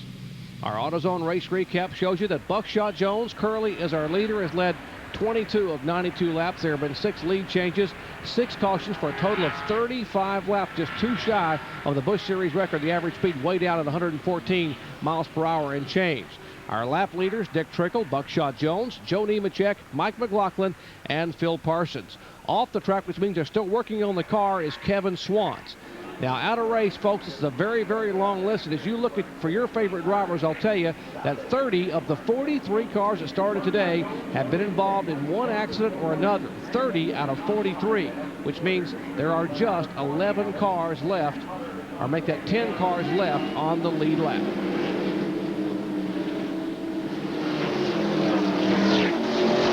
There's a piece of debris on the apron that's cleaned up while we're in break. All right, let's be ready.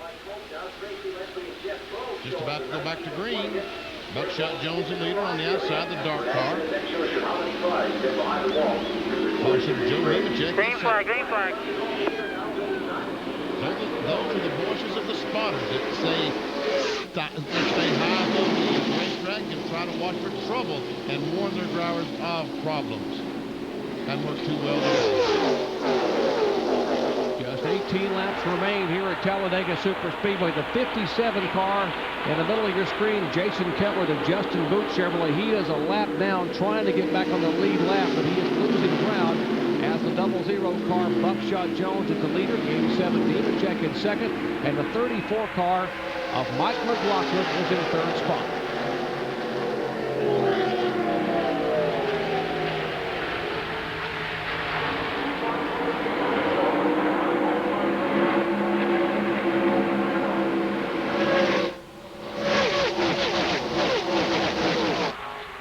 Yeah, folks, if you watch this race earlier on, there's a lot more cars went by that shot early in the race, but as we showed you just a moment ago, a lot of attrition today here at Talladega.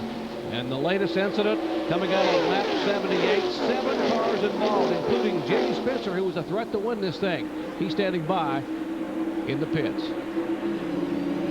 Well, Jimmy Spencer, you were exciting once again, but not to victory lane. What happened out there? Well, the 63 car lost it, and you know, I thought I had it missed. He caught me in the left front fender there, whatever, door. It was exciting. I didn't like it at all. It hit the wall really hard. You know, the Zippo all brought up our Chevrolet. It was running really good, and we just messed up on the gas mileage deal. I was playing with the throttle too much, trying to save the motor, and it really hurt me, but that's part of this business. Jimmy, why do you think we're seeing so many crashes today? These guys got really, really erratic on their rebound on their shocks. I didn't. That's why we didn't lead the race and stuff. But they don't understand what they're doing. The 63 and just let's go down the list of guys. You know, I don't want to pick on 63. But I'm just saying a bunch of them. Okay, Jackie. And they don't know what they're doing. And I mean, it's dangerous, and that's what's happening out there. A lot of frustration from Mr. Excitement, Jimmy Spencer. As I told you, a lot of cars heavily damaged, a lot of them completely wiped out today here at Talladega. And you're their pole sitter, Nemechek, dives down to the inside, trying to take the lead from Buckshot Jones. Be the caution when you get here. Run hard. Spotter telling the lead drivers that caution is waving. Keep Run going, hard. Joe. Just keep the hammer down, boys. Keep the hammer down. Keep the hammer down. That is Buckshot Jones, spotters. And looks Right, now let's ease up. Let's ease up. Let's ease up. Looks like Buckshot may have gotten Nemechek at the stripe to be the leader as the caution came out again. That is the 7th time today the caution flag has been waved at Talladega. We come down to the line. Let's see how close this is. Nemechek on the inside, Buckshot on the outside, and it's Buckshot by a fender. By a fender, Roy Buckshot Jones leads at Talladega as laps are winding down. Back with more in just a moment. You need it. They had they didn't even put anybody's number up on the board. He just waved a flag and was motioning them as they come by. Did you see? No. 6 of them went by, and he's doing like this, just waving the flag at every one of them. Not even a number on the board. The board doesn't hold that many numbers. Yeah, that's what I was going to say. Couldn't change them quick enough. I'll tell you what, there's going to be debris all the rest of this race. I mean, there's no way those cars can ride around there without debris flying off. Stuff just keeps flinging off.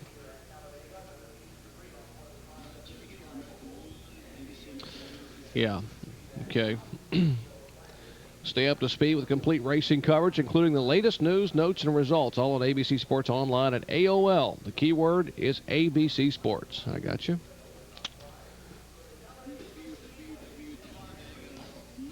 Yeah. Oh, mercy.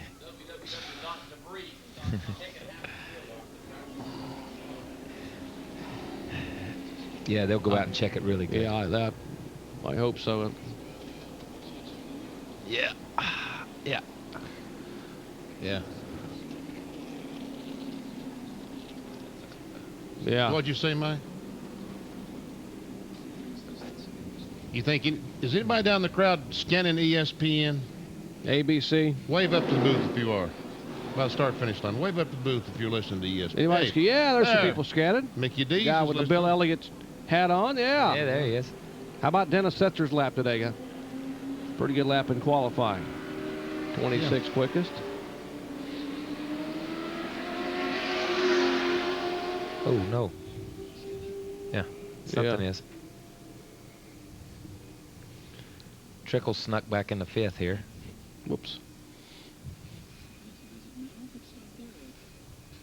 I don't know.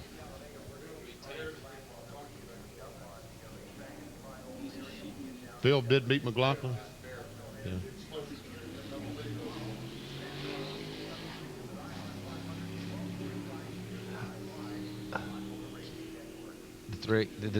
Yeah. Right. Yeah, a number of cars.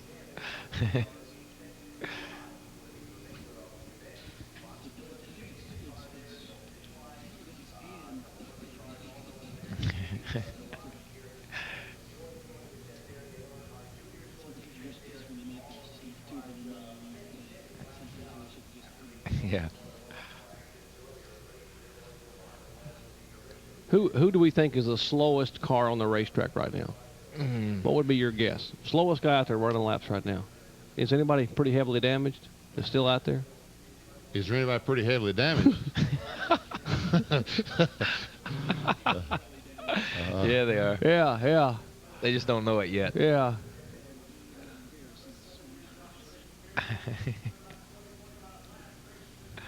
I saw that at the Eric Clapton concert the other night. Well, he was good, Kyle. Was he really? Oh. Where'd you see him at? Charlotte Coliseum. Charlotte. Yeah. These people need to take it inside here in a minute. Whoa. There we go. By an ambulance. It's only 15 feet to the ground. Don't worry about it. That's right. 1 to go. Heavily damaged. Who would be heavily damaged? Oh, yeah, that's what I'm saying. Most of these guys have fenders. 74 car. 74. He's still. Yeah, 74 car. Oh, they picked up his scorecard. They just black flagged him with the X. He wouldn't come in.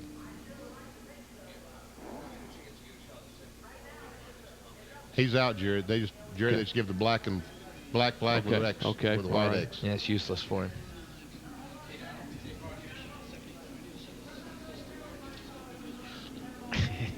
The 74 is not going to be there probably. Well, he was black flagged by. They'll get him coming down pit road or something probably.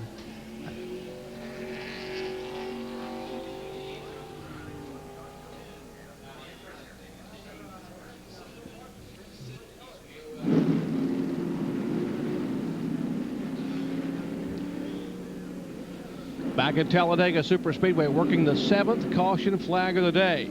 You can stay up to speed with complete racing coverage, including the latest news, notes, and results, all on ABC Sports Online on American Online. The keyword, ABC Sports. And this car, number 74, has been black flagged because of the heavy damage. He was so slow on the racetrack. I won't say he was slow, but if a bug hit his windshield, it would probably die of old age. No joy for Randy LaJoie today or this year. Take a look at the last couple of years. Last year he had led 496 laps and had 2 wins to this date in the season. This year he has not led a single lap and has not won a race and has just been black flagged to head back to the garage area. A tough year for the 2-time and defending Busch Grand National Series champion. The cars are lined up 2 by 2 to go back to green flag racing. You see, there's not many of them, folks. And a lot of the cars out there do have damage, but meanwhile we have about 5 or 6 cars that can win this thing that don't have any damage. It's up to them to see who's going to shake out and be the winner this afternoon. Including our leader, 27-year-old Roy Buckshot Jones in the 00.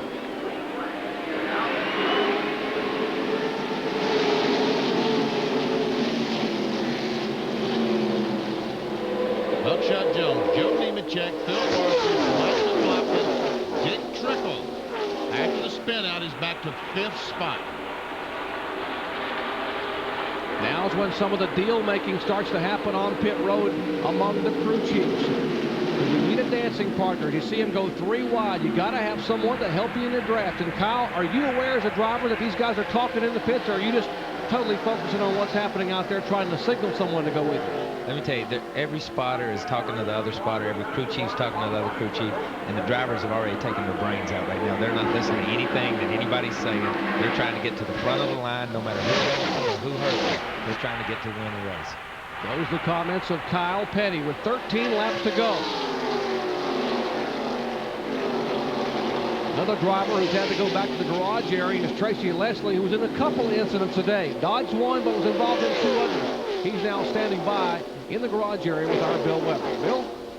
Difficult day for you. First, let's talk about the incident between you and Randy LaJoie. Well, you know, the lap before that, or 2 laps before that, the 12 cars kind of just come off the corner and got on the brakes. And so, you know, we knew the 64 and the 34 had the pit yet. And, you know, we went off into 3. And I seen the 34 flag in his hand a little bit, so I waved my hand, and I guess whoever was behind me at 44 tapped me, and I got into Randy. I hated for him, but, you know, we was good in Lysol, Monte Carlo. We stayed up front most of the day. We'd get back to 15th, 16th, come back to the front. I don't know if we was as good as a 00, the 87, but, you know, we had that last pit stop there, and I thought we were set. We're going to go to the end and maybe finish in the top 5, maybe in the top 3. Just riding along there. We had a pretty strong car. And I guess the car got a little loose there right after that last caution. I thought maybe the guys loosened it up and figured we'd be a little freer and be a little faster, and didn't tell me. But, you know, they said, no, everything was the same. It kept getting looser, and I figured we had a tire going down. It blew going off into 3, and all hell broke loose after that. I feel sorry for everybody else. Hope nobody got hurt, and come back again next week. Okay, he's obviously disappointed with his day and disappointed some other people got caught up in his problems as well. Well, while Bill was talking to Tracy Leslie, some deal-making indeed unfolded as the 10 and the 87 car of Parsons and Nemechek hooked up in a draft and went right by Buckshot. There's the top 5 cars. The last car in line, the red and white car of Jason Keller, is a lap down. He's currently running in 11th spot. There's the discussions ongoing. Gene Need, the crew chief for Bill Parsons, talking to the representative from the Bell South Mobility team of Joe Nemechek. That's the first and second place cars. Now, when you make a deal like that, Kyle, how long do you remain friends? Once you key the mic and they tell you what the deal is, then it's over with. I'm telling you. You know, there's a lot of people that are doing a lot of talking. Phil Parsons doesn't want to run second to Joe Nemechek, no matter how much deal making there is going on right there. Phil Parsons wants to win the race. Same for Mike McLaughlin. Same for Dick Trickle. These guys are trying to get to the front, so they're saying, okay, get out there, and then it's every man for himself. And that's basically, you know, when you talk about dancing and you talk about deal making and you talk about stuff like that, you know, it's all out the window when it comes down to 5 or 6 laps to go. Katie, calm down, Katie. It's going to be okay.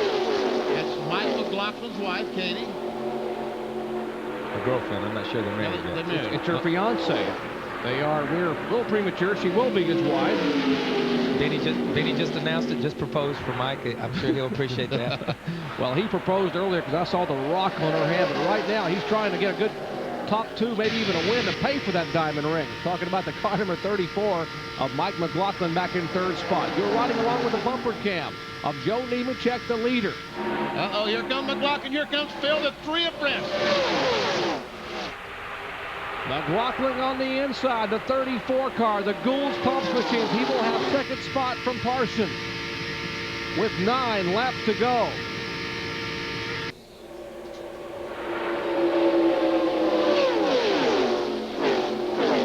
Where is the 00 of Roy Buckshot Jones? There he is, right behind Phil Parsons. Can they hook up and draft together? The 99 car is also there. Glenn Allen from 40th starting position, the 1996 Rookie of the Year in the Luxair machine. He is back there running in 6th spot.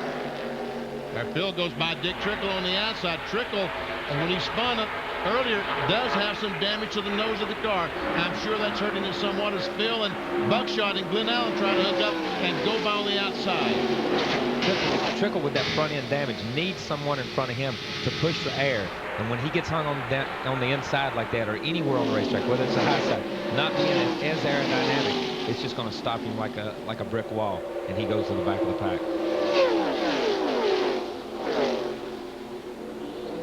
34-year-old Joe Nemechek, the 1992 Busch Grand National Series national champion, trying to get his 2nd win here in 1998 as he leads it with less than 10 laps to go.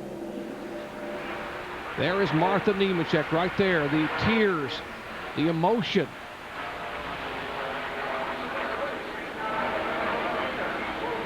Mike McLaughlin in 2nd spot.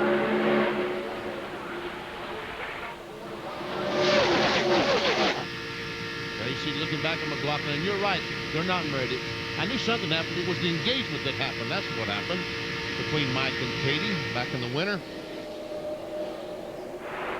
Looks like Katie's calmed down. Oh, they're going by again.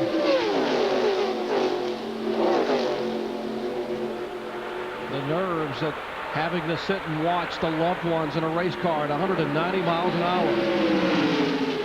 With 6 laps to go at the world's fastest stock car facility. And Phil Parsons gets a run on the outside of McLaughlin. McLaughlin took a look on the inside, left the outside open. Phil and Buckshot dive to the outside.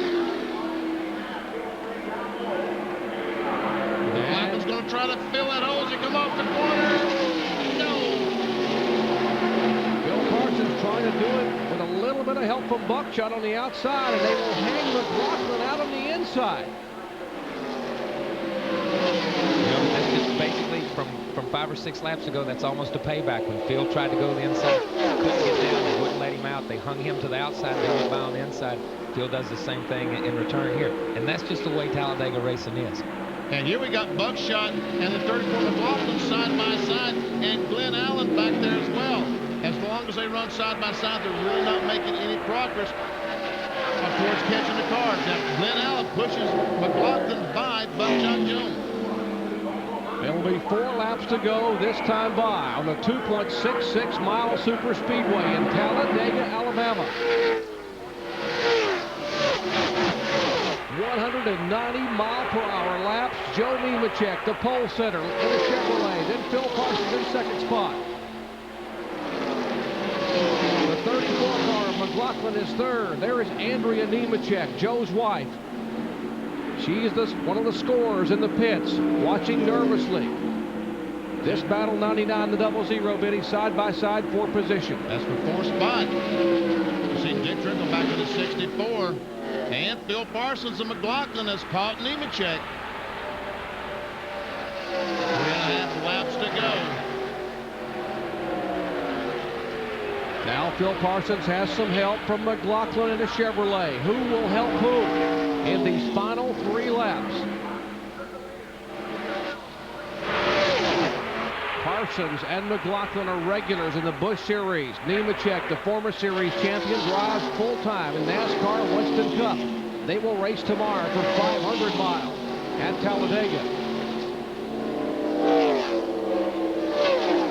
Buckshot and Glenn Allen still side by side, back to that 5th spot. And running side by side, having to push that huge wall of wind without drafting, that's costing them a lot of time, Kyle. Yeah, with 3 laps to go, you know, with each passing foot on the racetrack, they're getting farther and farther behind and going to have an incredibly hard time getting caught up. You know, these guys are pretty much narrowing themselves down to a 3-car race with Phil and with Joe and with Mike, and these guys are basically racing for 4th and 5th right now. Still side by side, the former Rookie of the Year, Glenn Allen. They will get the 2 to go this time by. This is the 50th anniversary of NASCAR. And some of the wildest finishes in NASCAR history have come right here at Talladega Superspeedway.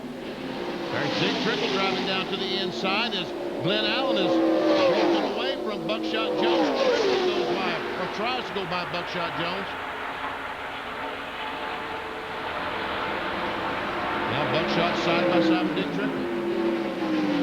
Trickle with that front end damage can't run there. He has to pull back in line behind him. But with 2 to go, basically really 3.5 to go, they'd have to be incredibly fast to run this front pack. But Phil's really not made much progress on Joe Nemechek here, even with Mike pushing him. But you know, whatever happens to Mike here is pretty much going to be dictated to what Straight on, Joe. Straight on, buddy. Working a little bit. Good job. Double down. Phil looking on the outside. Nothing there. White flag waved a moment ago by Carl Simmons. Now it's you and a throttle and a spotter to guide you. Less than 2 miles from the checkered flag. You got 2 car lengths. Lap calls. Entering turn 3. 34-year-old Joe Nemechek on the bottom of the racetrack. Here comes Phil Parsons. 3 car lengths. Make it 2 car lengths. They head to the trial with McLaughlin trying to push Joe. Parsons. Just shot him, buddy. Just shot him. Start-finish line. But it's going to be Nemechek. Joe Nemechek will take the victory. Parsons in second. McLaughlin is third. Buckshot Jones fourth. Been bouncing for about 30 laps. And they're still racing for positions as they come off the corner. There we see the 36, Matt Hunter, and the 38, Elton Sawyer. Hunter will finish back in 9th spot. Elton Sawyer in 10th. Let's go down to Bill Weber in the Nemechek pits. Well, crew chief Brian Patty is down making deals in the 10-car pit. Martha Nemechek, a big win for you here at Talladega. Well, thank you. I just thank God for having a safe race. And I know Joe can drive a car if the car is right. team. I thought you were driving it from in here. I thought he was just riding along. I always try to drive it, I guess. Well, now you get to go to Victory Lane. Congratulations. Thank you so much. That's a very happy and a very proud mother. And it's not where you started, Talladega. It's where you finished. And for Joe Nemechek, the answer to both those questions was first. Front row Joe starts today from the pole and finishes as #1 in the Touchstone Energy 300. We'll come back and talk to the winner in just a moment.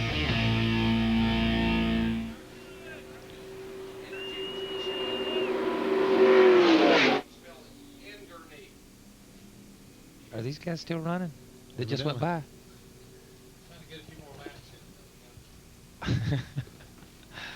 I mean, we've had the interview with the crew chiefs and they're still going by.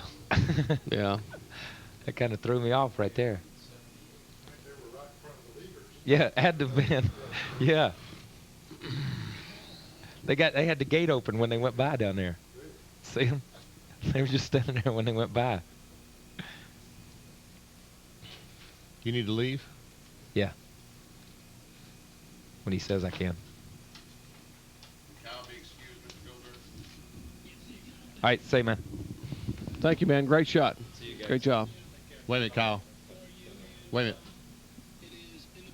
In the booth at California. Something off the shoulder, Kyle. I got you, baby. Booth off the shoulder.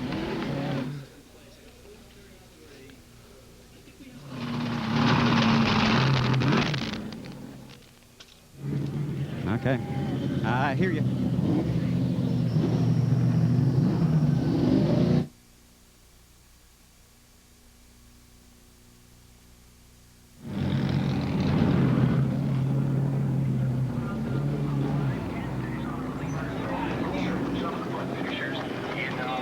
Congratulations, bud. Right forward, man. Thank you. In this event of the 43 starters, we only had, let's see, 16, 17, 18. When you get out, Finish of the event. stand on the edge, just look towards those cameras, then we'll do live TV, okay? Let's go down to the Okay.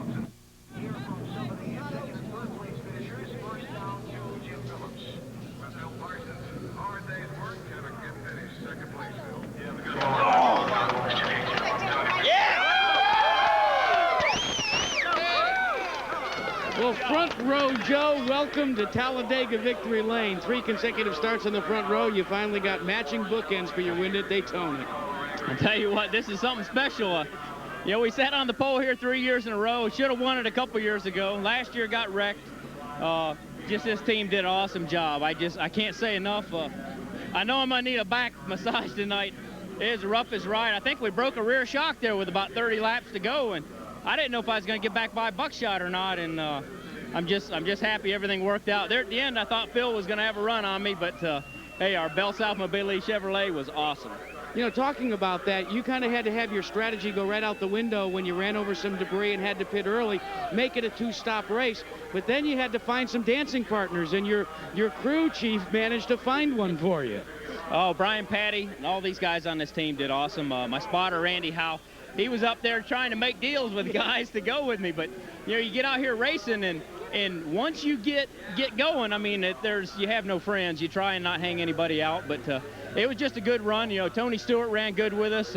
I just hate to see all the accidents, and I hope everybody's all right. Well, we want to let your mom get in here because Martha's been part of your racing career, and there's a victory lane kiss that they've waited for a long time, Jerry.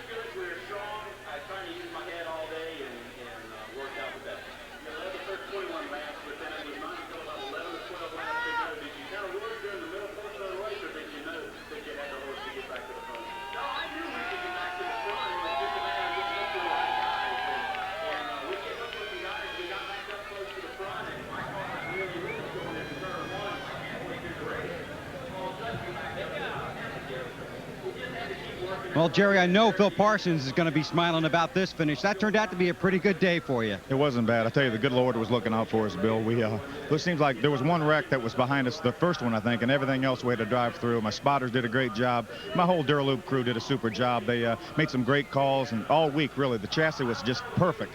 Wagner Automotive did a super job with the engine. I want to thank them. They're doing a terrific job working real hard. Carl Wagner and all his guys, and Chevrolet Monte Carlo and Goodyear, Northeastern Supply, Honeywell. And Joe Nemechek probably wants to thank you. Well, he should. He should. He said, go with me, and I won't hang you out. And I did, and then he hung me out there before the last caution. And then at the end, he didn't hang me out. But Mikey was trying to help me do something. You know, his spotter came over and said, hey, we'll go with you. But my foot never left the floor.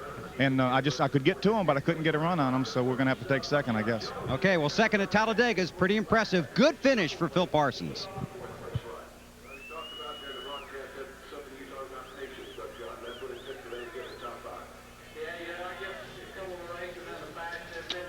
Yep, he needed that one.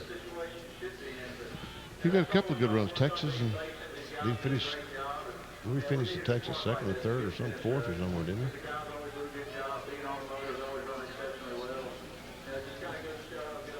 Third, maybe, or fourth.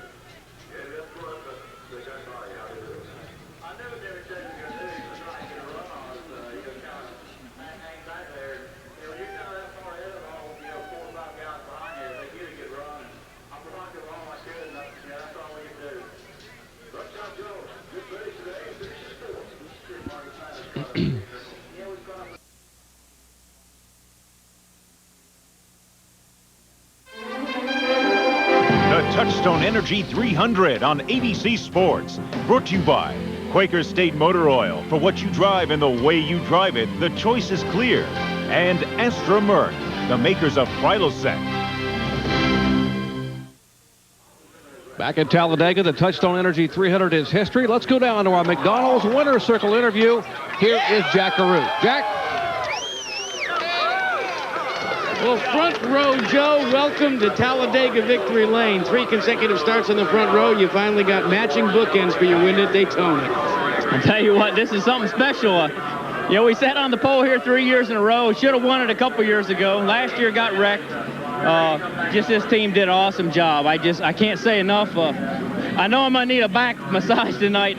It is the roughest ride. I think we broke a rear shock there with about 30 laps to go, and I didn't know if I was going to get back by Buckshot or not, and I'm just happy everything worked out. There at the end, I thought Phil was going to have a run on me, but hey, our Bell South Mobility Chevrolet was awesome. You know, talking about that, you kind of had to have your strategy go right out the window when you ran over some debris and had to pit early, make it a 2-stop race. But then you had to find some dancing partners, and your crew chief managed to find one for you. Oh, Brian Patty and all these guys on this team did awesome. My spotter, Randy Howe, he was up there trying to make deals with guys to go with me. But, you know, you get out here racing, and once you get going, I mean, you have no friends. You try and not hang anybody out. But it was just a good run. You know, Tony Stewart ran good with us. I just hate to see all the accidents, and I hope everybody's all right. Well, we want to let your mom get in here because Martha's been part of your racing career, and there's a victory lane kiss that they've waited for a long time, Jerry. Well, indeed, Joe Nemechek takes the win. Phil Parsons coming from 21st to finish second. He almost got there. Why don't we ask Phil himself? Here is Bill Weber standing by with him. Bill? Well, Jerry, I know Phil Parsons is going to be smiling about this finish. That turned out to be a pretty good day for you. It wasn't bad. I tell you, the good Lord was looking out for us, Bill. It seems like there was one wreck that was behind us, the first one, I think, and everything else we had to drive through. My spotters did a great job. My whole Duraloop crew did a super job. They made some great calls, and all week, really, the chassis was just perfect. Wagner Automotive did a super job with the engine. I want to thank them. They're doing a terrific job working real hard. Carl Wagner and all his guys, and Chevrolet Monte Carlo and Goodyear, Northeastern Supply, Honeywell. And Joe Nemechek probably wants to thank you. Well, he should. He should. He said, go with me, and I won't hang you out. And I did, and then he hung me out there before the last caution. And then at the end, he didn't hang me out. But Mikey was trying to help me do something. You know, his spotter came over and said, hey, we'll go with you. But my foot never left the floor. And I could get to him, but I couldn't get a run on him. So we're going to have to take second, I guess. Okay, well, second at Talladega is pretty impressive. Good finish for Phil Parsons. And speaking of the finish, let's take a look at it. The arrows show you the guys who led a lap. The double arrow is the guy who led the most lap, as 10 cars finish on the lead lap unofficially here after 300 miles. Jason Keller will be the first car 1 lap down. Shane Hall finishes back in the 12th spot. And folks, look at the cars who were out of this race today. 30 of the 43 starters were involved in some incident or another on the racetrack. That's how exciting it gets at Talladega Superspeedway. The point standings after this event. Dale Earnhardt Jr. came in here with a slim 31-point lead. Well, now Matt Kenseth is the point leader. McLaughlin, Earnhardt Jr. back to third spot. Sadler, Jones, Hermie Sadler, LaJoy, last year's champion, Trickle, Keller, and Mike Dillon in the top 10. Lots of racing action yet to come your way this weekend. Talladega coverage, noon Eastern time on ESPN2, RPM today. Then NASCAR today at 12:30 Eastern time tomorrow. And then our live flag-to-flag coverage on ABC Sports of the 29th running of the Die Hard 500. Bobby Labonte on a Pontiac on the pole, flanked by 7-time Talladega winner Dale Earnhardt, as they will lead him down to the 43-car field for the green flag. I don't think I've ever seen as much attrition as we saw here at Talladega today. Just one big crash after another, 3 huge crashes. I certainly hope we don't see that tomorrow. For Kyle Petty, Benny Parsons, Bill Weber, Jack Arute, I'm Jerry Punch. Once again, congratulating 34-year-old Joe Nemechek on his second win in 1998. What a barn burner here at Talladega. As the Victory Lane celebration continues, let's go back to our Wide Roller Sports studio in New York. Here is host Robin Roberts. And Robin, it just doesn't get much better than this.